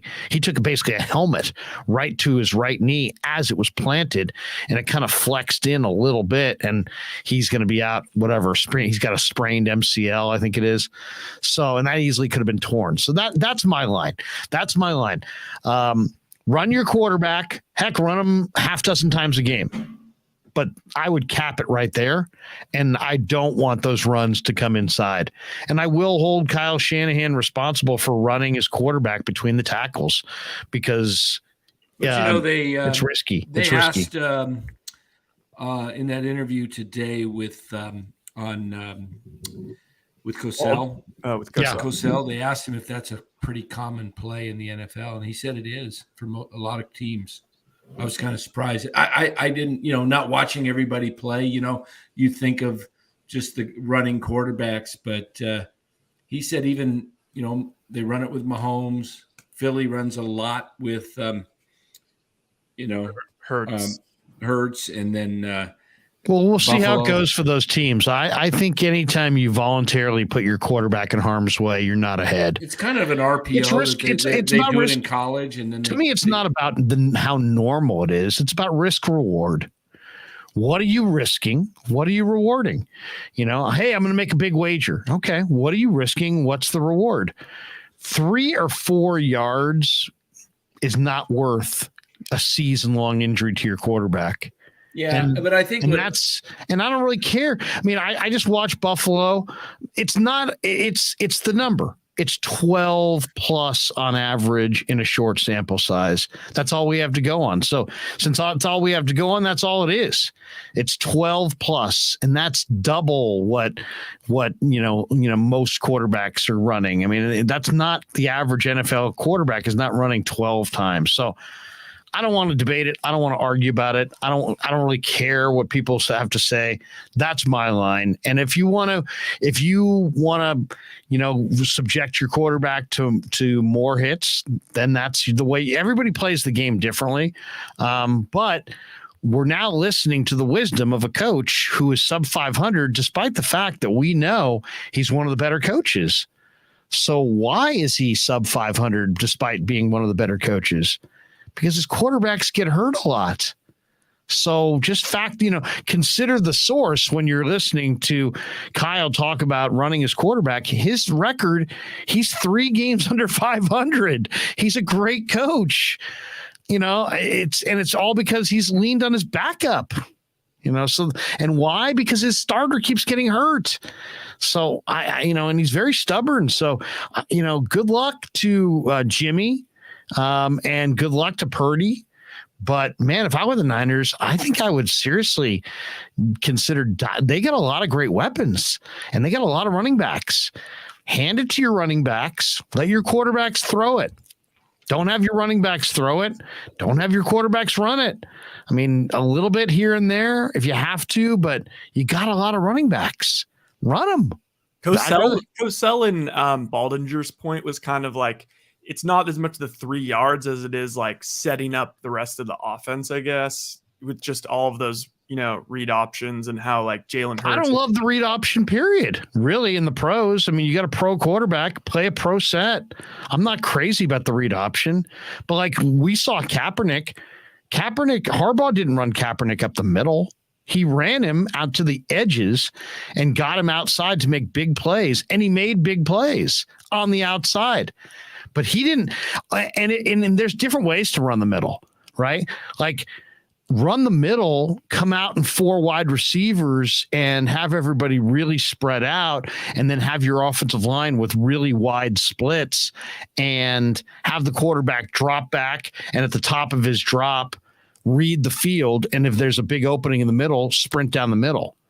That I like, but when running your quarterback, when you have a tight formation, having him lead with his head, taking hits on his throwing shoulder, not protecting his legs. Yeah. The thing that no one wants to say, I just can't think of anybody who's ever done that long term and have it be sustainable. That's all. The thing that like I'm scared to even broach, because it is kind of like victim blaming. But I did hear some people like Baldinger, for example, sort of say that Trey on that play, he was supposed to wait a little bit of like he got in there when it was all congested. Like he maybe made the wrong read, kind of jumping in there early. So he didn't read the hole right because he's not a running back. That's another thing when you use guys who aren't used to reading. I kind of think, Larry, he's got a lot of instinct from his college days that he's still, because he hasn't played much NFL football, that he's still like thinking, just run up the middle like I do at North Dakota State, and But the bigger issue is not about Trey, because Trey's done for the year, and how they handle him in the future to be determined, and he'll get healthy and he'll be fine. And he needs to learn more, and maybe this affords him that time. But it's really more about, is this the 49er philosophy? Because now you got Jimmy Garoppolo, who's not that mobile, and now you got Brock Purdy sitting behind him, and then you've got some guy named Kurt Benkert. So, the season right now is not gone. And it's so weird. It's like some people just want to be just unbelievably positive. I heard Ross Tucker today on the radio, and he was asked about the 49ers and running Jimmy G, running Trey Lance, and he's like, I think people ought to be patting John Lynch and Kyle Shanahan on the back for having the foresight to re-sign Garoppolo. And it's like, wow, that's a positive take. I mean, that's just overwhelming. I said in the preseason when everybody was saying, I said it many times on this show, that, oh, where's Jimmy going to go? We're going to wait till a quarterback goes down. And if a quarterback goes down, and when we saw Wilson and the Jets go down, we started, hey, maybe he's going there. And then we find out. And I said, what happens if Trey goes down?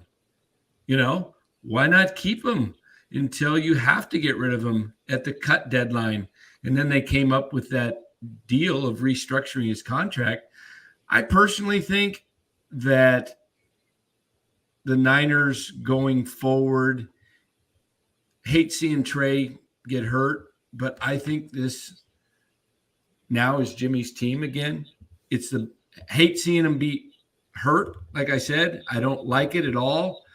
But if you're going to look for a silver lining out of it, it gives Jimmy the team without controversy as far as who should play, who should not play. Oh, it takes a ton of pressure off Shanahan. Because if Shanahan really does, if Middlecoff is right, and who knows, I'm not saying that John doesn't have sources, but he's like, yeah, the coach knows he's super raw. The coach put him out there, John. The coach said he was the best option. The coach said it was Trey's time. So he can't back away from it. It's his call to put him out there. You can't absolve him of any blame for putting him out there. He's the one who put him out there. So, I mean, by putting him out there, he's telling you that he was the most ready because they had Jimmy and they had Trey. He's got a long-term contract. He can play who he wants. He played Trey. So he thinks Trey was ready to go. Don't be surprised if Jimmy has a Pro Bowl season. Don't be surprised. He's driving a great car. He is driving a great car. I mean, if Kittle ever plays again, that'd be nice. And then you got Ayuk and Debo, and Jawan Jennings is a beast. He's just ridiculous. You got Danny Gray. I thought TDP looked pretty good. Now he's out for a while, but it'll be fun to see. They got a bunch of backs. Yeah. And their O-line, Burford and Banks played well. Banks played very well. Hidden in this whole game, I think it's funny. There's always one subplot that gets too much attention and one subplot that doesn't get enough.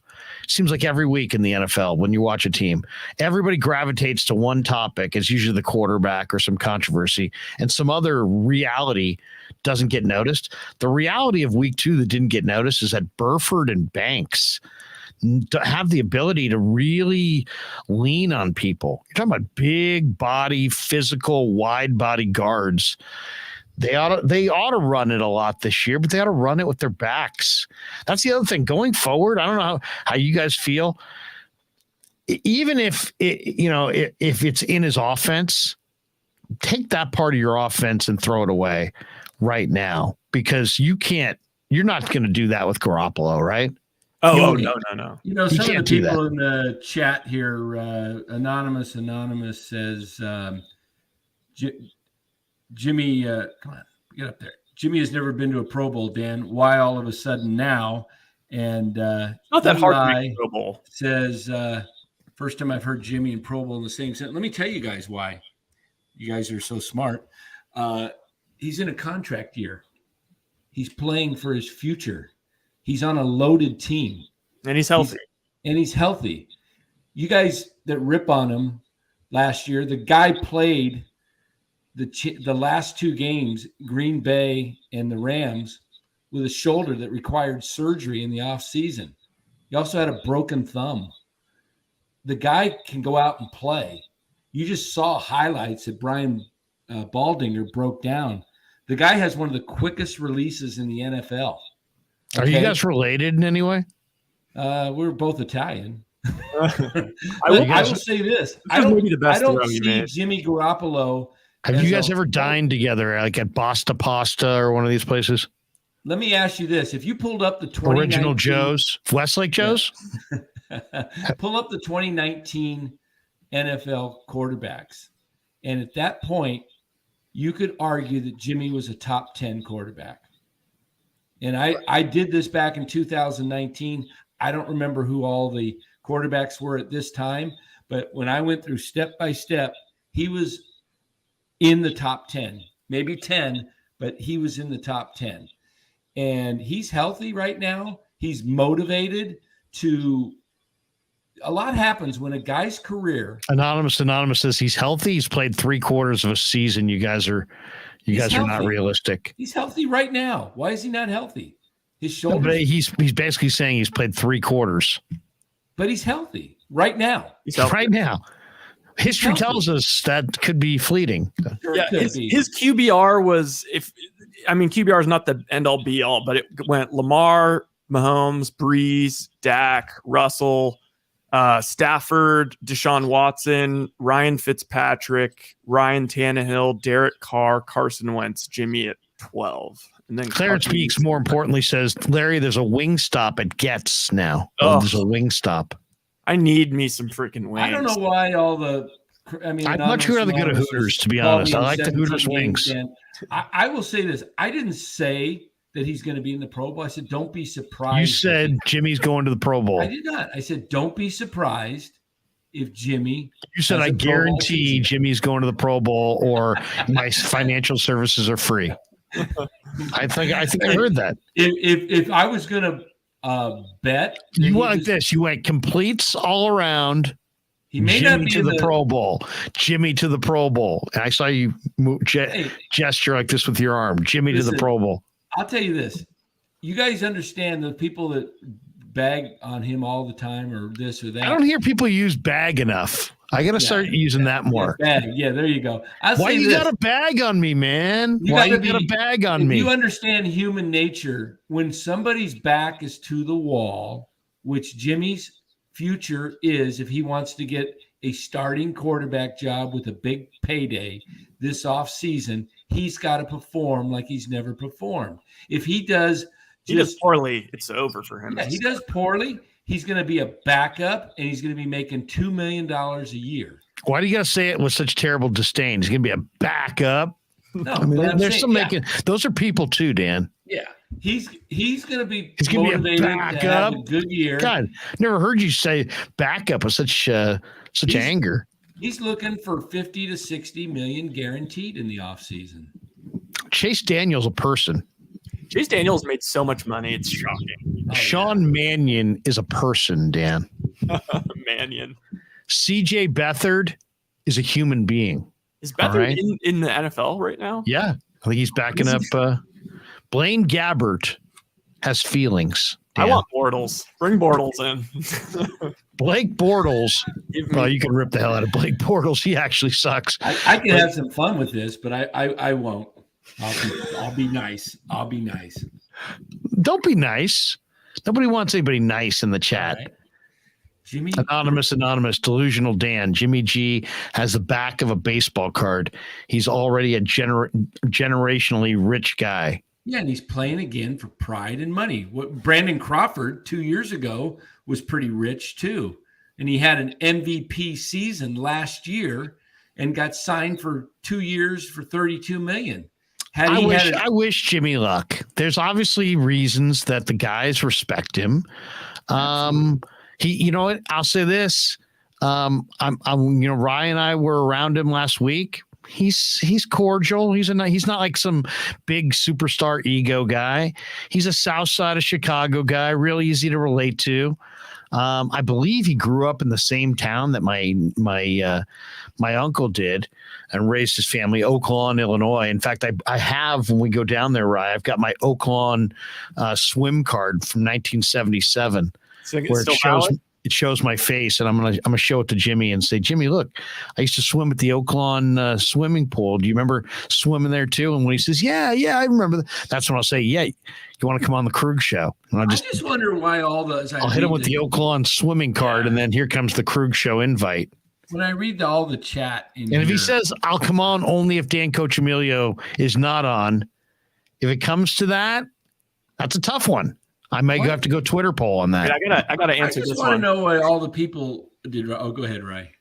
Jimmy LA said, did Ryan try to kiss Jimmy? Is he that charming? I will say, I did not try to kiss him, but when I was an intern at KMBR, when they first got him in like 2018, I went down to Niner camp with Murph and Mac, and they did an interview with him. And I sat next to the man. Our legs hairs touched. The guy's got it. He's got it. Whatever it is, he's got it. Oh my goodness! He looks like a Ken doll, doesn't he? You're to sound like Biden and my hair, my legs stood up. Let's not go political, Danny. Jaguayo 56 says, "Here's $2. Krug, Dan is investing in Hooters with Jimmy G. Is that true, Dan? Are the rumors true? You and Jimmy gonna invest in some Hooters? Hooters does have great wings. I'm not just saying that as a reason to, give your girlfriend or wife why you went there. I'm telling you, the wings at Hooters are better than Wingstop.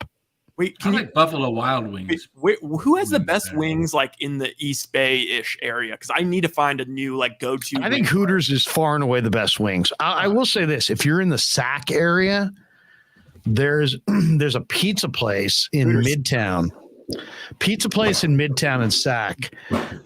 It's called Chicago Fire. Oh, and they have the most incredible wings. Incredible. Oh my God, Larry. How cool would it be? Also, Gilbert here. Gilbert says lemon pepper wings, Larry. Oh, stop. Oh, you sent a chill up my spine. Okay. The lemon pepper wings that Amici's makes, and there's an Amici's in Danville. The lemon pepper wings, not the atomic, but like the next level down. There's 3 levels. The atomic's too hot, but if you can go one south of the atomic, the lemon pepper wings from Amici's are just incredible. These are not bad from Costco. Crispy Sweet wings. Chipotle wings. It sounds awful. Hey, put them in the air fryer, and they're really good. How long does it take? I think my wife does them. I think. How long does it take? Air fryer. I'm reading. I don't know, 20, 30 minutes most. 15. All right, 15. We got 15. Put 2 of them in the air fryer and let's take a look. Honestly, Dan, don't do it because you're going to make me too hungry. These are really, really Put good. 2 in the air fryer and let's take a look. After 15 minutes, we'll decide if it's edible. Dan, how does he not? I don't know air fryer. You can't turn. Dan, you're a competent man. You've raised families. You own multiple properties. You drive a truck with big tires. You can't use your air fryer? I could use it. I've used it before. You don't have air fryer.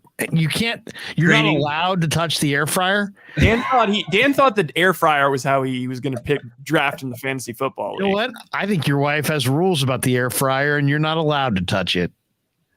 Yeah. Hey, I know I got ripped earlier in the chat about food when I brought out the admit it. Garlic. There's air fryer rules. Some people admit didn't it. like me talking about food, but I got to go get some sunflower seeds. I'm sorry, everyone. It has to happen. Danny, just admit there are rules in your house about the air fryer, and you're not allowed to touch it. There's no rules. Hey, are Dave, you sure? Oh, look at this. Turn the air fryer on? Huh? No, she said no. I have to what? Preheat it? Okay. I got to Huh? Don't do it, she they're said. trying to get me to eat some chicken wings on the show. She said, no. No, I heard that. No. Oh, look at that. That's a beautiful. I can make them if I want. No, you can't. No, Yes, you I can't. can. No, you can't. I No, you can can't. The too. relationship's in the balance. Yeah, but no, I could eat them. No, you couldn't. I eat when I want to eat. do it. I You do wouldn't eat when I want to eat. No, you don't. You I do. follow directions. I eat when I want to eat. That you're freaking Littell, and that may as well have been Gabe Kapler. That was Cap. I'm getting sent down. You're Littell. That was Kapler. You can't touch the chicken wings. You can't. Look at that. You missed it, Rye. Oh. Gabe Kapler didn't let Littell make the chicken wings. Danny asked his wife, and we all heard her yell, "No, no!" It was very clear. She yelled no. Greg in the chat. Greg in the chat says Larry LOL. See, Greg heard it. Greg heard it. I'm not going to even put what Anonymous says. That's just wrong. Wait, I'm gonna wait. Let me call it up. Val Ramos, Dan, come on, put it in the air fryer. Now here we go. Look at this. Now Dan's having a negotiation off mic. Who wears the pants in the Coccimilgio Who wears the family? pants in the family? Yes, exactly. Dan wears the pants, but he needs his wife to put them on. Hey, you have to warm it up. How do I do that? No. she just doesn't want me to eat too late because she's concerned about my health. That's all. That was But a gigantic I can no. turn. That's like hotel. Hey, Cap, I want to stay in the game. I know I loaded the bases, but I just got a double play. I want to stay in the game. No. Slam that ball into his hand. And then if you just turn on that air fryer, she's going to come downstairs. She's going to be just she's going to give you Single one level. We don't live on 2-story homes. She's going to give come here. You come here. And you guys are going to walk to some corner of the house, and she's going to be yelling at you, and you're going to be like, I know. What can I say? It's the guys. Come on, not in front of the guys. Not in front of the guys. Why do you got to do me that way, babe? Come on. I told you we'd go dancing on Friday. I can figure out the air fryer. I could do that.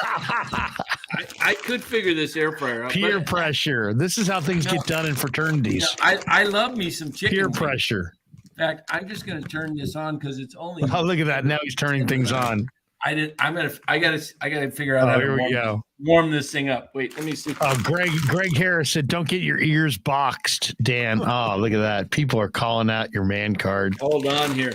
Hey, babe, what temperature do I set that thing at?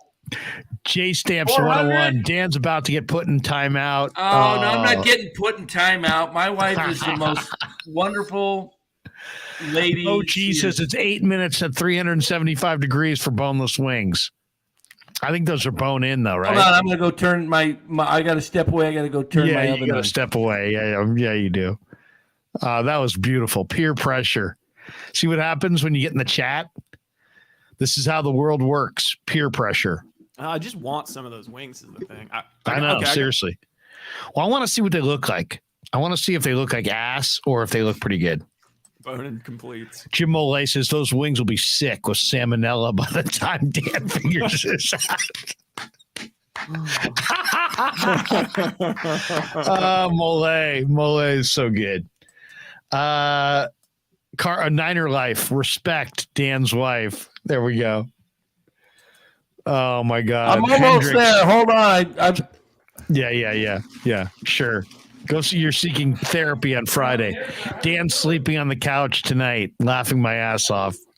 I think this comment was Len.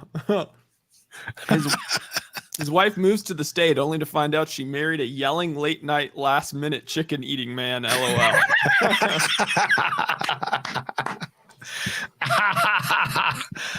Oh man.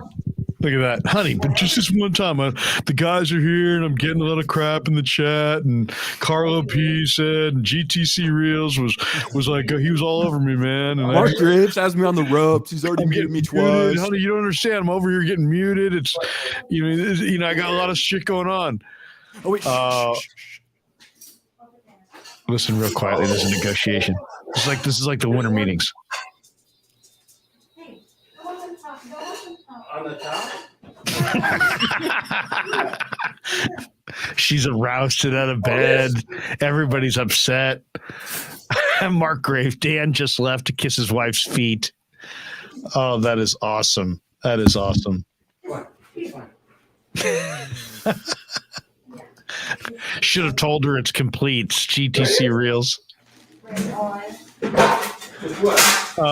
Greg Harris, excellent content tonight. Hit the like button. Yeah, thank you. I love Greg Harris in the chat. He's always mixing it up. Greg, we've been planning this all afternoon. I mean, Danny's going to say this. I'm going to say that. Rye's going to come in here. Jim Mole, this is great. This is absolutely great. Carlo P, wife is making the wings now. 25 minutes? 25 minutes. The fantasy draft. The fantasy draft tech took longer than this. This one? Short answers mean she's pissed. Anytime my wife starts giving me short answers, I know she's pissed. Okay. You're back. Oh, you're back. Good to see you. Preheating. Oh, yeah. Oh, nice. Look at that. She just walked me through it. I'd never done it. Really? You know what? It's always good to learn something new. It is. Yeah. I didn't know how to. Why don't we do this? Eli Bronstein says, have you guys played any of your 49er interviews? Why don't we, as we're waiting for Dan's wings? That's going to take 25 minutes, it says. Yeah, we got to, let's play a couple interviews in between Got here. a few in the can. We got a couple in the can. Dang. You know, when you eat dinner early, like I ate tonight, like at, What time did you eat? Early bird? Like 5. 5? Yeah, I normally don't eat that early, but I had a. How do you eat at 5 o'clock and not be hungry before you go to bed? 5? I am hungry. That's what I'm saying. That's what I mean. I try to. Like, Where'd you guys go? Did you eat for, out? Did you eat out tonight? Eating No. good in the neighborhood? Where'd you go? Applebee's? No, we were at home. Lumpia No, Tuesday? I had a Greek pita with tzatziki sauce. Oh, yeah. You had a Greek pita with what? What do they call that stuff? The tzatziki Sauce. Tzatziki sauce. Yeah, the cucumber Is spread. that chicken? Or no, it's There's- lamb there's no- and beef. Oh, lamb. Lamb and beef. Haven't you had a Greek? I have. I'm not big on lamb. I guess I've had. I like leg of lamb with a good, maybe a little mint jelly. Have you had leg of lamb? I've had the little leg of lamb. Yeah. I'd trade it for Jerry Judy, though. But yeah, I'm trying to move CD lamb. Does anybody in the Wait a fantasy minute. league that wants CD Tonight's the lamb? waiver line. I need to go on the waiver. Tonight's the. I'm probably first. What place am I in? You're probably in last. I'm Almost close. certainly. I'm close. I think I might. Probably, I was in 8th. I Brian probably says moved to he 11th. eats perpetually. Let me look at the standings. I lost this week to MF because Kirk Cousins just wet his pants on national TV against. Couldn't find Justin Jefferson. You should have known that, or you should have picked up another. We QB. both. How about this? How about this for a fantasy rarity? We both had 2 guys going Monday night.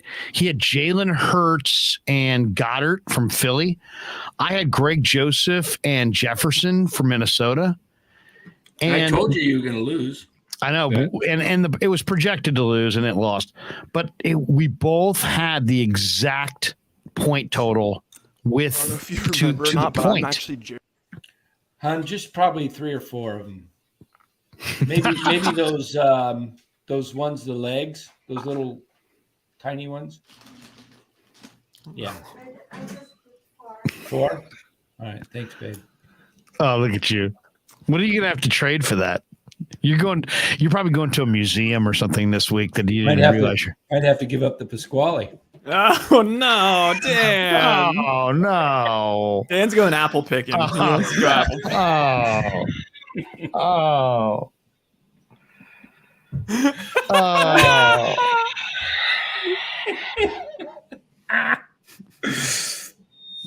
I'm gonna go vomit.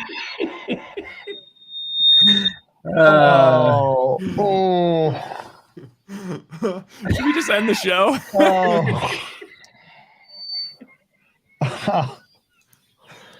Somebody hit like and subscribe.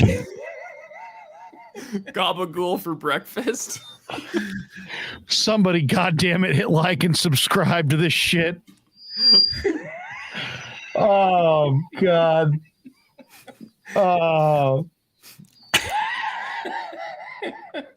Yeah, you throw. God damn you, Coach Emilio. Hey, get your mind out of the gutter. Come on. Oh. Come on. I was just talking breakfast sausage in the morning. Kyle McKiernan, the show's done. They all just shit their pants. Oh man. Oh, look at that. Yeah. Jack Semino. Let's go, Jack. He just became a member. The pepper Off my poppies. comments. Look at That's right. that. He says, I can't miss this content. I can't miss this crap. Dan just tap danced. We just saw marital relations at their finest in a 55 and over community. We just saw how things work in a plus 55 community. I mean, it was a conversation. It was a negotiation. Danny is, he's very much in charge. He rules his roost. I'm getting the wings. I told you I'd get He's them. getting the wings he wants. He's, he knows the boys down. He knows the boys on the board. He knows the ladies at the HOA. He's connected. It's Might want to starting smell reword good. this one, Gilbert. Dan's getting whacked courtesy of Pasquale's hitman. Pasquale has no hitman. Pasquale's a very peaceful person. Please buy New York style Italian sausage. Where am I, Yahoo? Where'd you go? Mercedes, BMW, Porsche, senior living is nice. Hey, I This got is to the tell you, byproduct of shitty baseball. Very baseball. Senior living, nice. I couldn't ask. Val Ramos, Dan's the man. Wait a minute. I'm in 12th. How did that happen? Well, I went Your from mo- 8 your- to your 12. mom met your dad, Is it because and, of my, is oh. it based on points for the whole season, right? no, actually, it's only two based on That's the 2 tie- weeks now. But I mean, It's yeah, the that's- record, and then that's the tiebreaker. So I'm sure. Where's the standings? I think I had like the third I had most I points. had a and I'm horrible putting week. 0-2. Keelan Allen was out. George Kittle was out.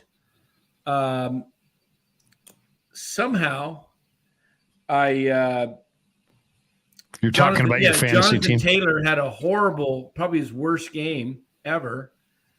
I actually do have anxiety about not getting my waiver claims in now, though. Yeah, You got what you wanted. Who would you even want at this point? I mean, it's like it's not necessarily an easy waiver claim. Where's It's the not. standing? Where's the standings?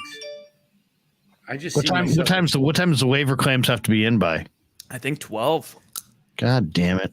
I know. I'm stressed. I might Didn't have want to do. I didn't want to do this on the live stream. It has to be done. Here.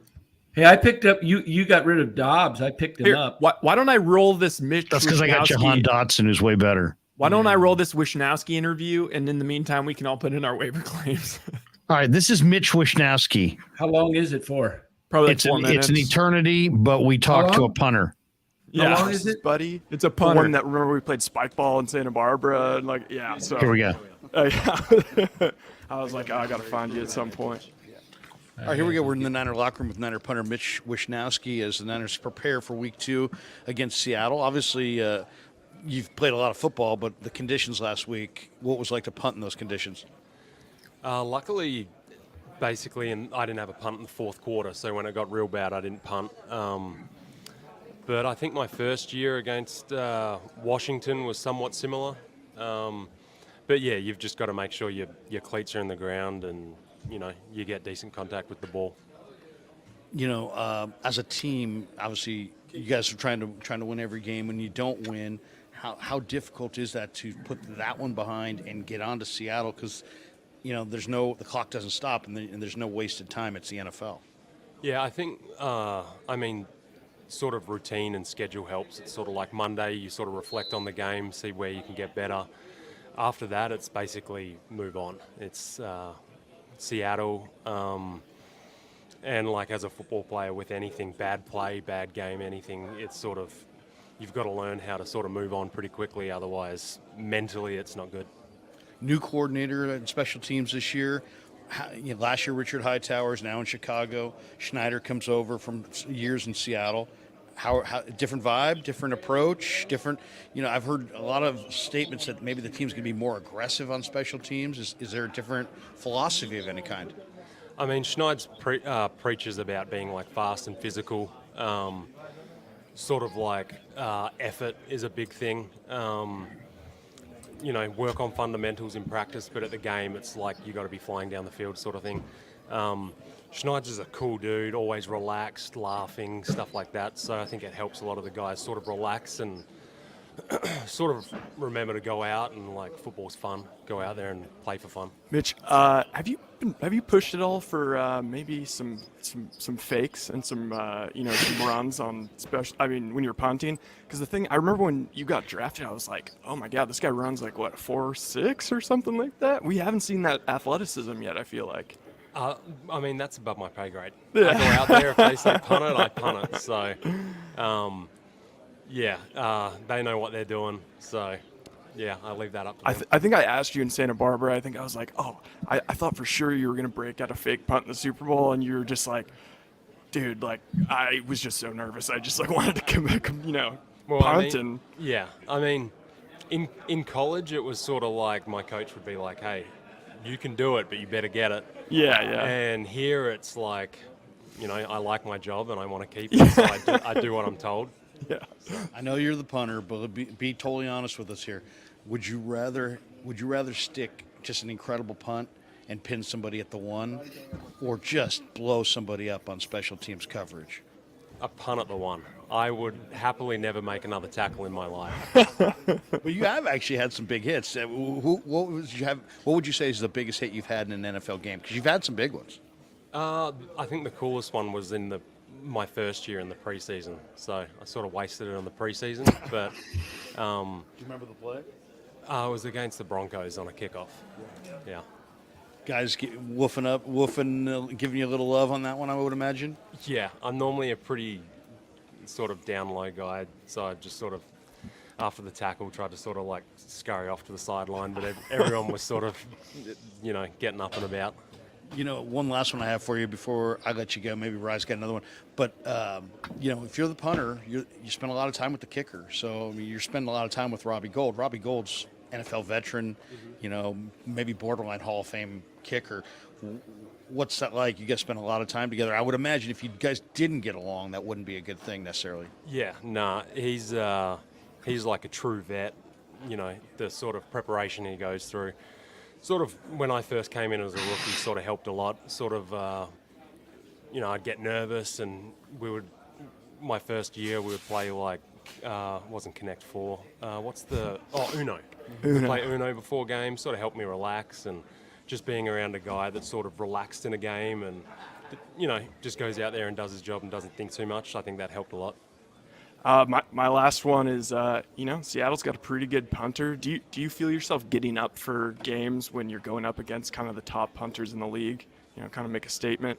I think maybe earlier, like in college or earlier, I would think about that. But now I've sort of realized, like, everything's about myself. Yeah, stay in your lane. I worry about myself. Once you start worrying about other people, that's when you sort of like overreach or try to do too much, and bad things can happen.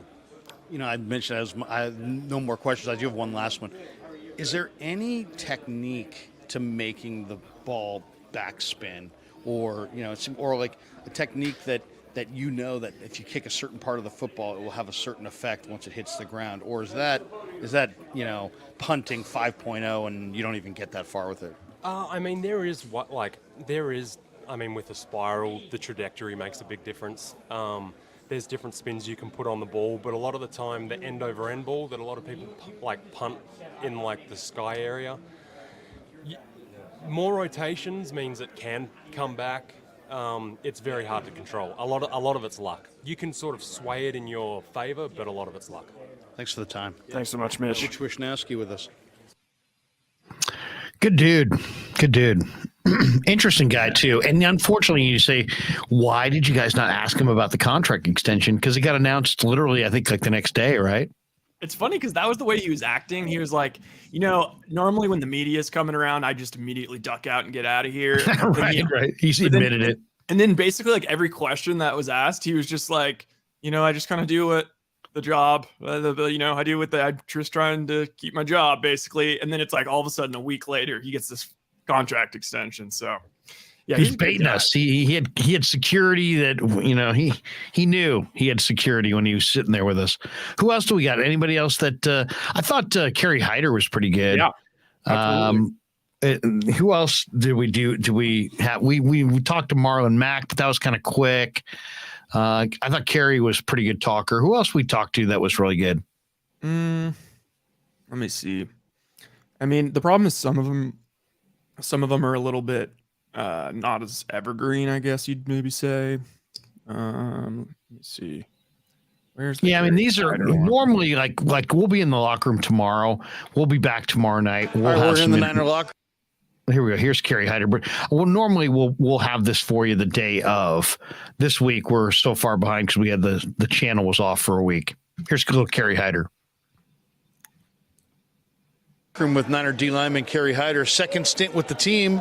Obviously, you and Chris Kocherik go back a ways. You wanted to come back here. Tell us why. Just a level of comfortability. You know, I've kind of been around the league, a couple of teams, and you know, it's been hard for me to find a home. So coming back here, I know the players, I know the coaches, and I was comfortable. Yeah, your motor's always revving. That's what I love about your game. Do you feel more comfortable inside, or do you feel more comfortable outside? I think the strength of your game is you can play both. In this game, you'll learn to be uncomfortable. You got to get comfortable being uncomfortable. So no matter the task, you know, inside, outside, I just try to do well. And, you know, I've been labeled somewhat of a tweener, so I just, you know, whenever I can get a rep in, that's where I'm going. How do you feel about being one of the leaders in the room? You're one of the veteran guys, and there's some young guys like Drake Jackson, that are looking to be a sponge and try to take up, try to absorb the kind of knowledge you have. As an older player, you know, it's your duty to help the younger players. You know, you want to just leave your mark on the game any way you can. You know, we got some great young guys in the room, and, you know, potential is through this roof. So if I can have any hand in helping them out, you know, I just want to do my part. Yeah. You know, Niners Seahawks this week, you had a chance to play for both teams. How's the culture different? How would you say the locker rooms or the feel of the organizations is different? I mean, it's hard to say. I just know that being here, I say the 49ers felt more like home to me than Seattle. So let's put it like that. I think there's obviously a rivalry between the two. It's a division game. I just would say, just like the NFC West, every team is a physical team. Every team is a good team. Right. How did they use you differently than the way Chris uses you? Just an all-around different defense. You know, those guys, they're more of a two-gap in front, 3-4 front. This is more of attacking 4-3 front. So just two completely different defenses, if I'm being honest. You guys have a deep room, man. There's a ton of guys with talent. Is that when you have that kind of competition in the room, I would imagine that makes everybody better, huh? Yeah, we're constantly pushing each other. You know, as every rep matters because, you know, when you get out there, you don't have no letdown, but you also want to be a part of the group. You also want to make a play with the rest of the guys. So we definitely push each other in practice. We push each other in games, and when we get to the film room, man, it's a lot of heads in there, and we're definitely bouncing ideas off each other. How do you get rid of a loss and look on to the next game? I mean, you're a pro. You've been doing it for years, but is it hard to let a loss go, or is it easy to turn the page? What helps you do it? Just get back to work. You know, obviously that first day is a little rough. You get back, you watch the tape, and you realize that you could have done a couple of stuff better. You know, you could have done better here or there, but. You know, after watching that tape, we kind of put it to bed. You know, it's NFL. We know it's a marathon. It's not a sprint. And we just kind of, continue to stack days and just get better. Last question for you.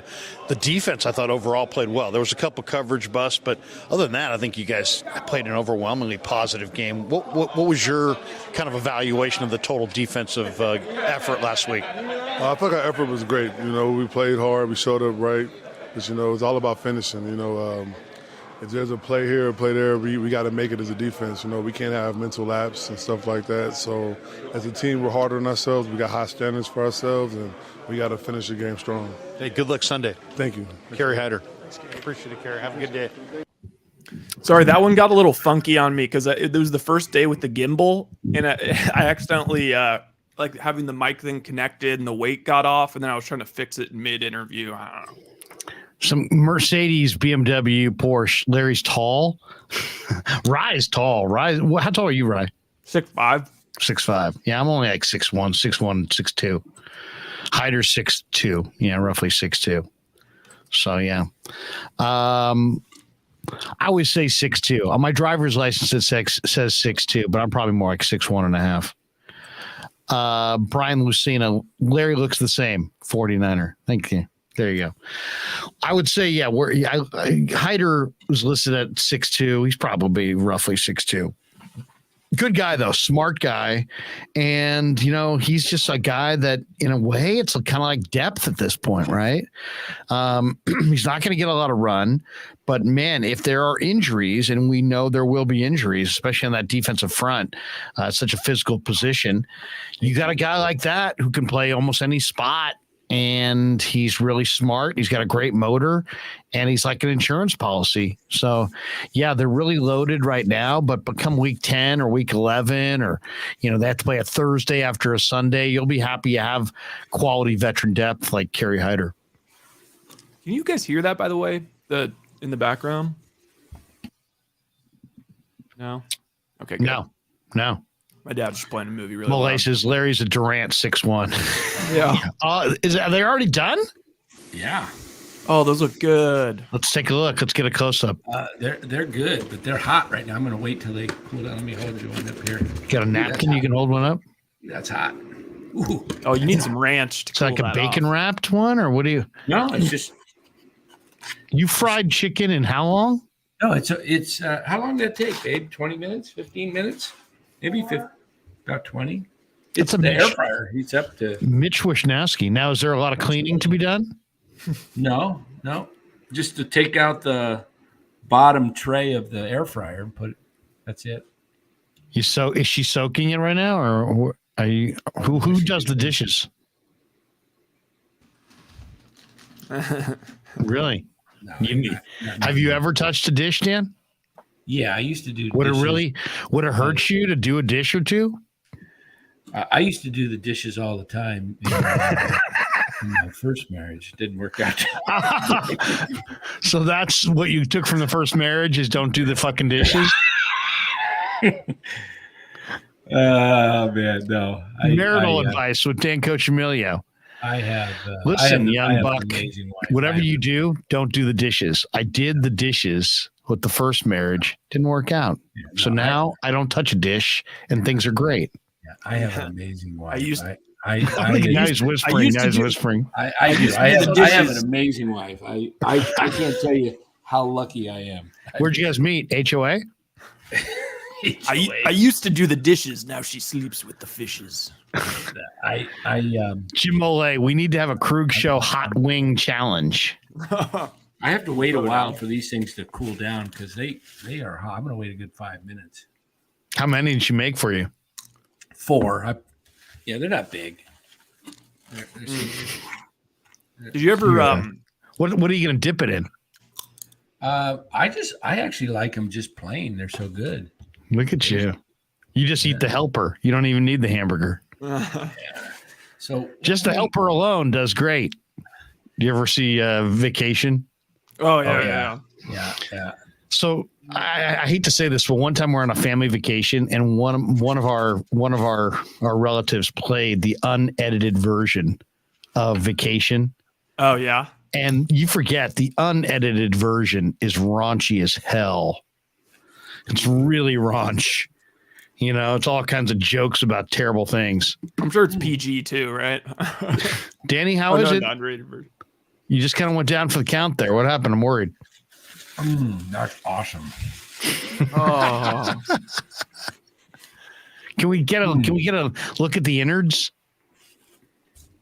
We saw the outside. What does it look like when you take a bite? Yeah, Dan, why don't you chew it up and then feed it to the chat like we're baby birds? A little closer. Ooh, yeah. These are good. I'm telling you. What did that bag run you? I don't know. I didn't even look. You didn't even look. That's how fat Danny's rolling. He has no idea what he's spending.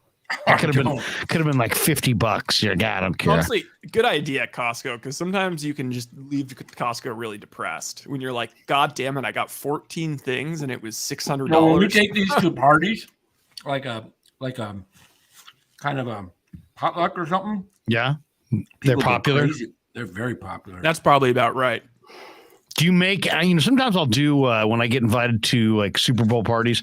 I'll make the stuffed mushrooms Ooh, I like the stuffed mushroom. With the Italian sausage and the cheese and the breadcrumbs and the garlic and the my god, Larry.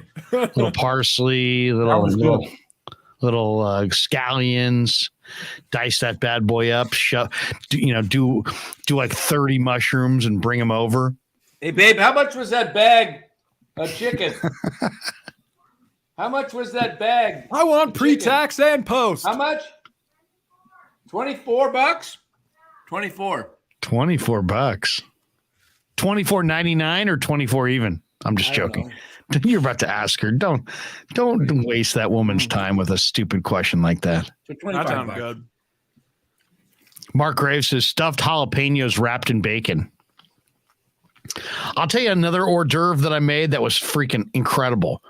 Now it sounds like you're not going to go with this. You're probably not going to think, but they have those little French bread pieces, and then so you get like the little piece of French bread, you slice it real thin, and then you put some basil, like a basil spread, and then some fresh mozzarella, and a tomato, and a toothpick. Ooh. And you put a little balsamic vinegar on the French bread. So it's balsamic, basil, fresh mozzarella, fresh basil, and a little tomato. Freaking great. If you're crushing beers and you're sitting there, you could throw down 10, 12 of those things. Wow. I'm telling you, the skin on these things coming from an air fryer, they are so good. I mean, I'm telling you, I want to eat your skin a lot. I eat these a lot. Do you? Oh yeah. Like how often? But you've never made them. A couple times a week. But you've never made them. No. It's very revealing. No, I don't. You're like a thorn to your wife. Make me the wings. No, she is. You don't understand. My wife is amazing. She's always. We understand. Always serving me. Always. Really? You're like the king. You're the king. But you cut the check. You cut the check, and you're very sweet. You're very nice. He cuts the check. He's sweet, and he breaks out the Pasquale. Will she shave your melon? Oh, the back. Yeah, sometimes. Yeah. So you got her shaving the melon too. Well, I do most of it, but there's a couple spots I miss. So yeah, I'm sure she loves that. That's probably like the highlight. What if this whole time she's just been writing like loser on the back of your head and you didn't realize it? kick me. Kyle McKiernan. I want to hear Danielle. Hey, babe, how much was that bag of bullshit wings you picked up for me to eat? That I force you to make for me 3 times a week, babe? I never. She's always said, "What do you like? What do you want to eat? What do you want to eat?" Always. Look at that. You're the king of your castle. Well, you know what's messed up is that sounds good with J Stamps. But the key is what? Put your foot down early. No, you gotta be a servant too. You gotta serve. You gotta be a servant. You gotta serve each other. That really changes the dynamic. You serve each other. What's the key? You got to be a servant. Well, you serve each other, and you're humble, and you don't try and be a jackass. And you got season tickets. And you don't do the dishes. You go to the HOA so she doesn't have to. And you don't stay up consecutive nights doing the Krueg show. And you just don't demand to eat late night. No, these are. I'm telling. This is a very small meal. I could probably eat 10 of these right now, but I. You're over. Danny, you're over 55, but she's not. Does it bother the people in the 55 community that you've brought a youngster in? Well, has it become a source? Has it become a source of controversy inside La Boca Vista? I'm sure some of these men are jealous when they see my wife and they got to look at theirs. Yeah, because I mean, how old is she? 50. Yeah, 50. Dan's in the HOA. It's a 55 plus community. So that means on average, there's people in their 70s walking around looking at her going, my God. Looks like about 35. Seriously, does she get carded at the 55 and can she be on the premises at 55 and over? Or did you guys lie to get her in? Dan's telling the HOA, he's like, come on, she's grandfathered in. And they're like, hey, we take umbrage because with that I'm word over here. 55. She's automatically in. Oh, she's automatically in. She's connected to you. You're over 55. Exactly. What a break for her. Yeah, exactly. So spring chicken. That's good stuff. That's good stuff right there. This is. I'm telling you, go get some of this stuff. It's Foster Farms. Are you talking about younger wives, or are you talking about chicken wings? Chicken wing, but I would tell you if guys are single out there, yeah, go to your 55 and over. Do you guys have mixers? There's a great woman. I don't go to any of that stuff with these people here. They have them.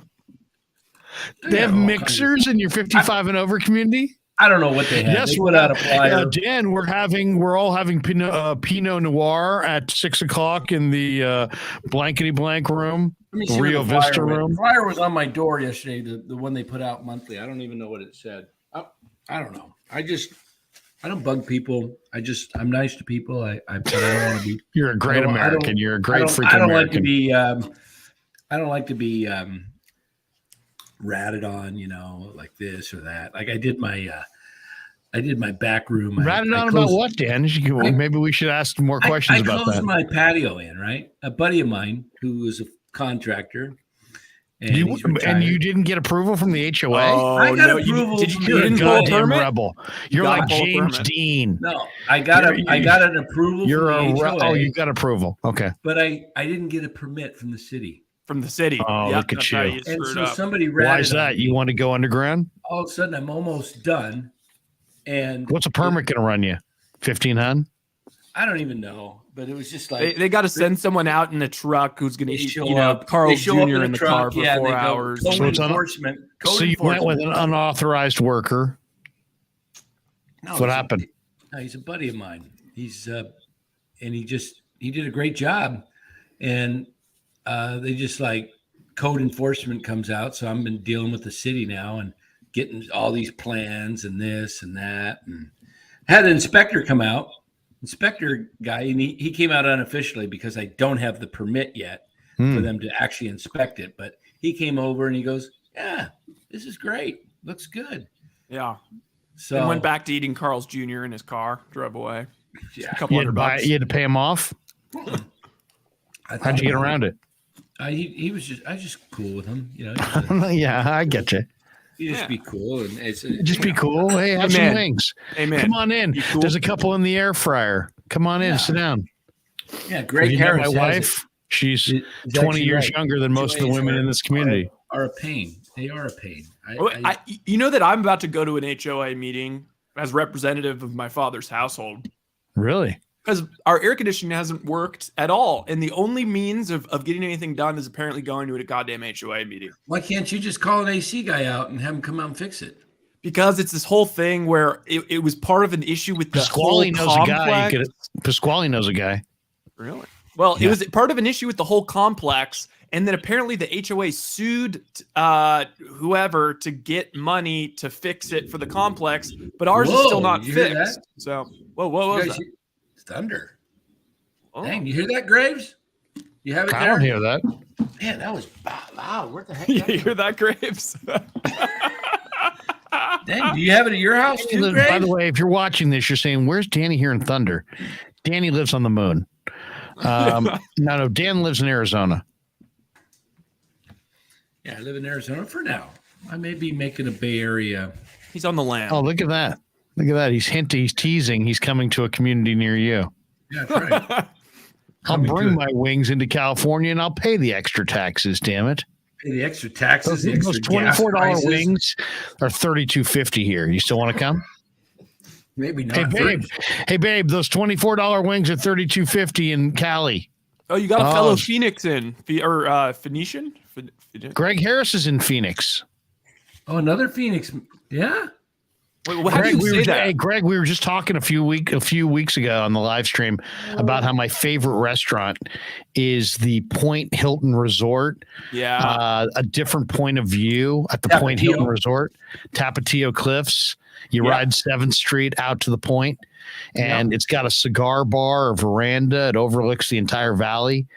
Dude, that place is pimp daddy. Next time I'm in Arizona, I'm there. Wait, we got another Phoenix guy here. Kyle. Hey, Dan, really? Well, no, that's not it. What? No, it was Gilbert. Oh, Gilbert. I hit the wrong one. Hey, Gilbert, where are you going? Come on. There we go. Gilbert says he's in Phoenix. Is he in Gilbert, Arizona? He says Phoenix. Also, his Phoenix. picture, I believe, is Gilbert Arenas. So, Gilbert. Yeah. Gilbert, Arizona. That's Do you where guys remember- Kyle Purdy's from Gilbert. Do you guys remember Dizzy? Do you remember Gilbert Arenas' nickname? Agent Zero. His other nickname? Pistol? Airballo? The Hibachi. Oh, that's great. He was the Hibachi. That's GTC awesome. Real says, am I in surprise? No, I'm in Peoria. You would Danny wouldn't be caught. He wouldn't be caught dead in surprise. He only stays in Peoria. The Circle K by him has a much better snow cone machine. Yeah, Graves is here in Goodyear. Nothing here in Do Goodyear. you ever hit the he says. Indian gaming casinos? Yeah, over on the which one? Well, I don't know. I mean, there's a bunch of them. There's Right? one over in Scottsdale, yeah, right? right over where the Gila River. They call it over by where the Diamondbacks spring training, right? Just Sometimes when I go to spring training, man, and maybe I'm there for a few days, I'll play one night, go play some cards. Yeah. There's not a lot to do. Let's be honest, man. Arizona, 10 o'clock at night, man, there's not a ton to do. I mean, there's some bars, there's some clubs, but those are kind of fun. But there's, if you don't want to go, to a dance club or a bar, at least you can go gamble a little bit. Yeah, nope. Play some cards. We should do a bowling league. No, we should do Wii bowling. Do you go bumpers? Do you go bumpers, Danny? Bumpers? Oh my God, you do. You go bumpers, don't you? What's bumpers? When you bowl to keep you out of the gutter. Oh, bumpers. No. You sure, Danny? No. Bumpers? No, I'm not Who's a that gutter. athlete? I Bumper? don't live in the Bumper? gutters. Wait, who's that athlete named Bumper? Is there a Bumper Pool or something? Bumper like that? Pool played for Arkansas. Bumper pool. I had a bumper pool table growing up. Oh, those are fun. They're We used to real play fun. those at the boys' club. Is Bumper Pool in the NFL? I don't think so. He was a good college player. Yeah, good college player. I think he was a linebacker at Arkansas. Yeah. Probably ask Dre Greenlaw about Bumper Pool. He'd probably tell you something. Yeah. They were teammates. What's the color? Oh, okay. All right, let's do this. We've been going for 2 hours and 25 minutes. Let's play some spots, and then we'll come back with some final thoughts on the Krueg show. Larry Krueger here for Telmetrics. Thanks to Casey Bateman and the good people at Telmetrics. If you're an occupational therapist, if you're an orthopedic surgeon, a chiropractor, a physical therapist of any kind, Telmetrics is designed for you to use in your practice and will greatly benefit your patients. Telmetrics uses computer vision and artificial intelligence and provides a platform for outpatient rehab therapy services, both in the clinical and the telehealth environments. So using Telmetrics can improve your patient's experience and much more. So for all your sports injury needs, or if you're a physical rehabilitation specialist of any kind, make sure you use telmetrics.co, TELMETRIX.co. And thanks to Casey Bateman and all the good people at Telmetrics for being a proud sponsor of the Krueg. I'd like to thank our sponsor, Dan Coccimilgio. Dan is a buddy, and he is a phenomenal retirement planning specialist. And you can contact him today at securemoney.com or at his number 925-628-9966. There's a lot of uncertainty in our world right now, and you want to make sure that your money is secure. That is the key. Danny's got 25 years of experience, born and raised right here in the Bay Area, and he can help you get an immediate 10% premium bonus on your principal retirement account. So give him a call. 925-628-9966. He'll make an appointment with you, and you can sit down. It's not a one-size-fits-all kind of a deal. He'll consult with you and come up with a strategy to get you going to where you want to be. Once again, 925-628-9966, securemoney.com on the web.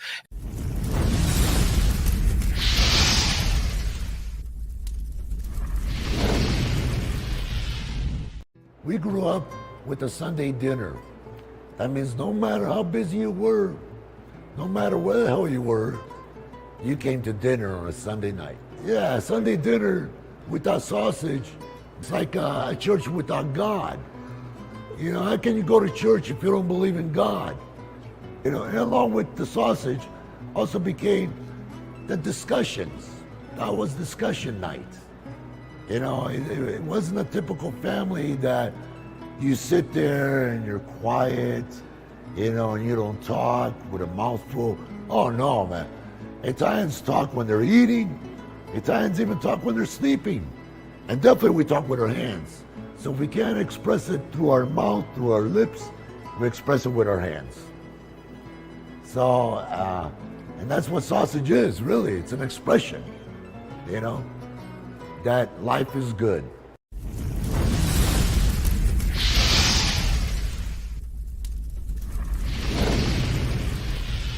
So New York style sausage was started over 70 years ago.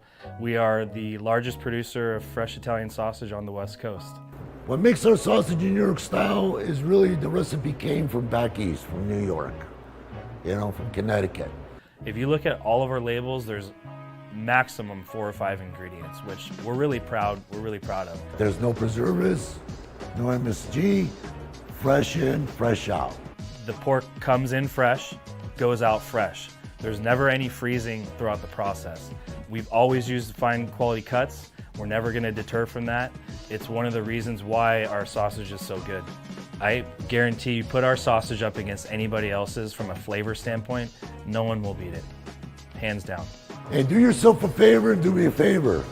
Go buy a package of the New York style Italian sausage. Guaranteed you will love it, guaranteed.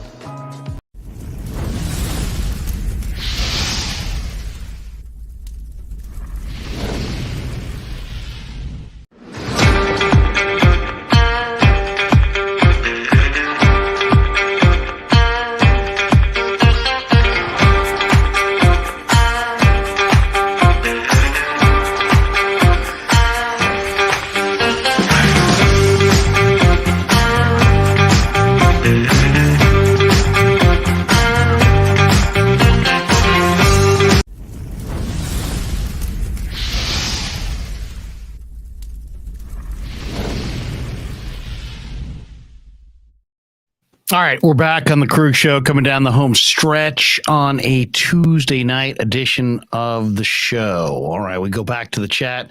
Gilbert Arbalo says, Krueg's talking big. What's the nightlife like in the Bay, Larry? Please enlighten us. Well, I mean, you know, don't take offense. I wasn't trying to offend anybody in the desert, but this is a major market. Now, San Francisco and the Bay Area overall is not nearly like so many towns in the country. There are a lot of great late night towns. When I think of late night towns, of course, you immediately think of Vegas. Then I always think of New Orleans. I mean, these are places where you don't even look to go out until 10 o'clock at night, where San Francisco is not like that. I'm just saying compared to, you know, places like Arizona, I mean, there's a few bars, few clubs, but it's basic. There's a lot more to do in the Bay Area for, you know, as far as a lot more restaurants, a lot more clubs, a lot more places that are open later, typically, than what you see in Arizona. But I'm not. I'll be right back on that. You know, I'm a married guy with 4 kids, so I'm not frequenting any late night establishments at this point in life. Carlo P says, put our sausage up against anybody else's. Thank you, Carlo. That's an innuendo I didn't get before. Jim Mole. It just closes down a bit early sometimes. Yeah, the Bay Area is kind of a you know, early to bed place too. I mean, like I think of like early places. Hawaii's an early place. You know, I mean, if it's 10 o'clock in Hawaii, it feels like it's 2 o'clock in the morning. You know what I mean? I always, if I was up at 11 o'clock at night in Hawaii, I always felt like, man, it seems so late. Where 11 o'clock here doesn't seem that nearly as late. No, it's true. I mean, I've never been to the East Coast. Like, I can't even comprehend the whole idea of like not baseball even going games out start at 10 o'clock. Yeah, that's crazy, man. I was in Boston in '97 when Brian Johnson hit the shot, and Rod Beck had the bases loaded, nobody out, and got out of it deal, and Roberto Hernandez had the big save. And it was a 2-game series, Giants and Dodgers. The night game was the first game. The Brian Johnson walk-off game was the second game. I remember sitting down at my girlfriend at the time, now my wife's, her friend's house. She went to Tufts. So we were in Somerville, Mass. and I'm sitting down, and my wife's, my girlfriend at the time is going to bed, and it's like 10:35, and the Giants game with the Dodgers is just starting. That is insanity. And I'm a late night guy, so I love it. I love it. I was like, especially when you're on vacation. I mean, it sucks. You got to work the next day. Yeah. But if you don't have to work the next day and I loved watching the Giants start at 10:30 at night. I thought it was really cool. Was this in Hawaii? No, it was back east. Oh, okay. And then I was in Atlanta one night when Monday Night Football kicked off at 6. So it was in the Eastern time zone. It kicked off at 9. I mean, it was pretty cool. I was in this hotel. I went and got some dinner, finished dinner, got comfortable, sat there at 9 o'clock start to an NFL game. I think that's kind of cool. I think that's really cool. The one thing I do wish that I had is like going out to bars with friends, going out to bars with friends, like having the games. If you're feeling a little antisocial or you just whatever, like there's always a game on. That sounds pretty awesome. Jim Olay says, if you're up at 11 o'clock at night in Hawaii, LeBron's drunk in public again. Thank you. Yep. There's a lot of truth in that. 916_49 late night Larry. Oh yeah. I always say to my kids, if you ever see me in bed before 1 o'clock in the morning, call the doctor. Cause I'm probably dead. I'm probably dead. I mean, seriously, it's 11:30 right now, and there's no way I'm going to bed before 1:30. Just no way. That's me too. I have to be tired when I lay down. I can't be like, just it's 9 o'clock. No, I cannot. If it's before 11 o'clock and I'm in bed, I'm dying. Call the doctor. Something's wrong. How do you operate? Like, have you ever had to do like the early morning radio shift or whatever? I know I have. I used to do the Niner pregame, and for 10 a.m. games, we would start that thing at 7 a.m. And sometimes we would have to drive somewhere. I mean, I remember doing 7 a.m. games 7 a.m. pregame shows where we did them from the stadium. And it's like, dude, I would have to get up at 5 o'clock in the morning and drive to Santa Clara. After going to bed at 1. And yeah, I can't go to bed. I seriously, maybe that day I would go to bed at midnight. But, you have to leave at 5 a.m. That means you got to wake up at like 4:30. Oh, my God. 4:30? That's why some of those games, sometimes some of those games, the post-game show, I just got nothing. I got absolutely nothing. Oh. I'm like looking over at John Lund going, dude, you better carry me here. I'm seriously exhausted.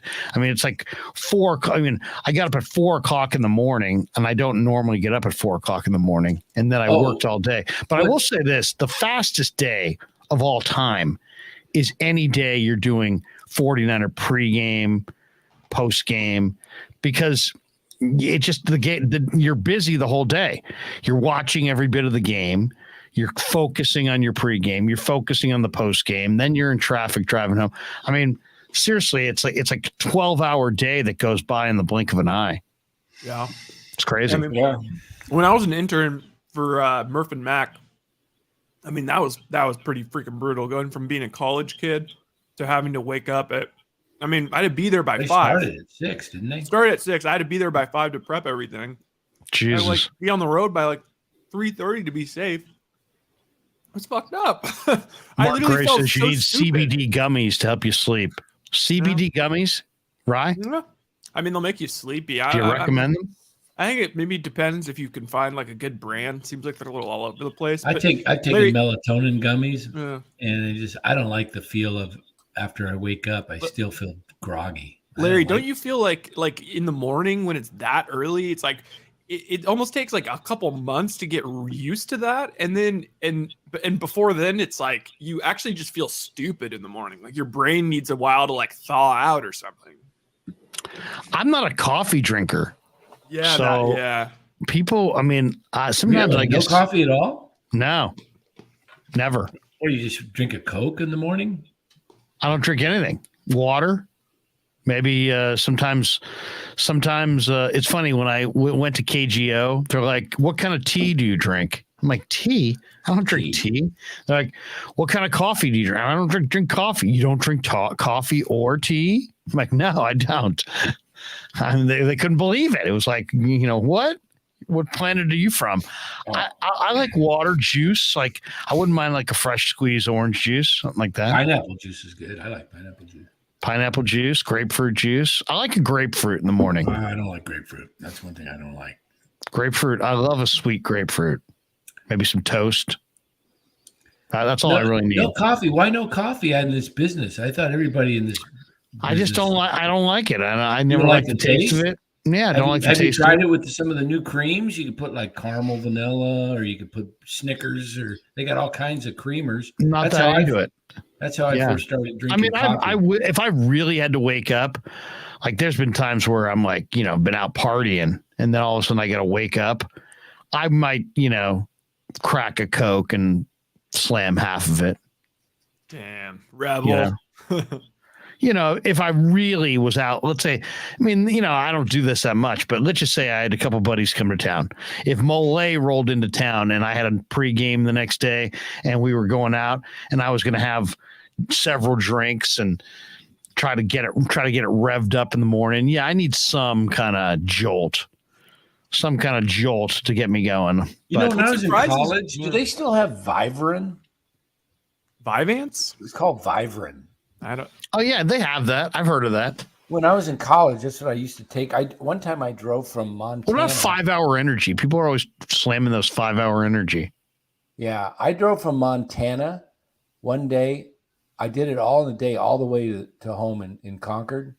I was in college.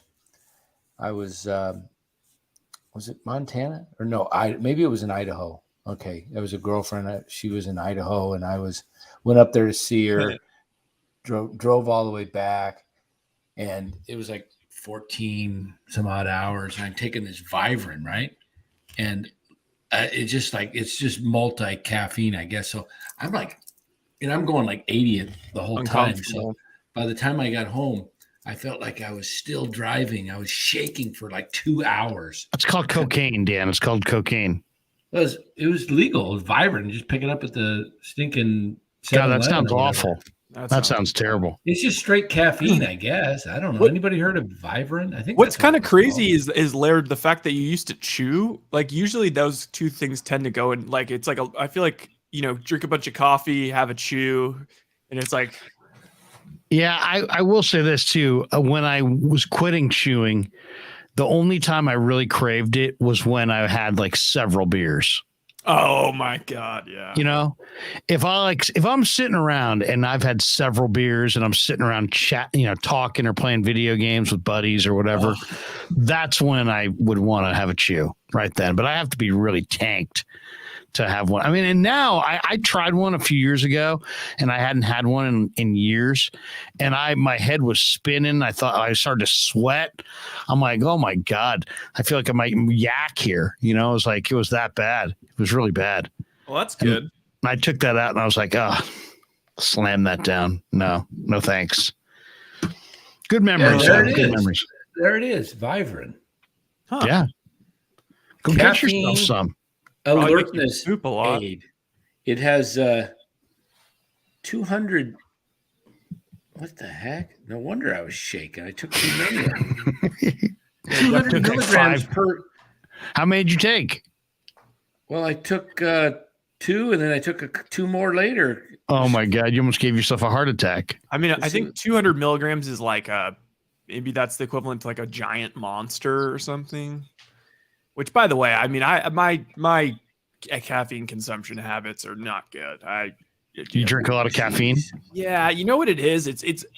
My best friend, he's in recovery from alcoholism and other stuff, and it's just those kind of people. They always are drinking. They always have them like a Monster Energy drink or a Red Bull and a nicotine pen and all sorts of nicotine in. And I'm just like, I feel like I've become immersed into that. Like, I'm just like ripping way too many like Red Bulls and putting in. Hey, I read too something much last night. You guys want a good read? I read it. It's a long stinking article in The Athletic But remember Scott Spezio with was it the Anaheim Yeah, Angels? Angels. I interviewed him after the 2002 World Series. Yeah, were they the Anaheim Angels or California Angels at that point? I can't remember. Who cares? Whatever. Anyway, Scott Spezio hit the 3-run homer in Game 6 when they were down 5-0. Yeah. Anyway, then he went on to win a World Series with St. Louis. His dad was a player with St. Louis, won a couple World Series. Ed Spezio. Anyway, long article, but his life was just a wreck. He'd been arrested many times, lost his kids. He married twice, total just alcoholic guy that just hit the skids, And the good story part of the ending was he got sober at 18. He went like 10 or 13 years, just really, really messed up.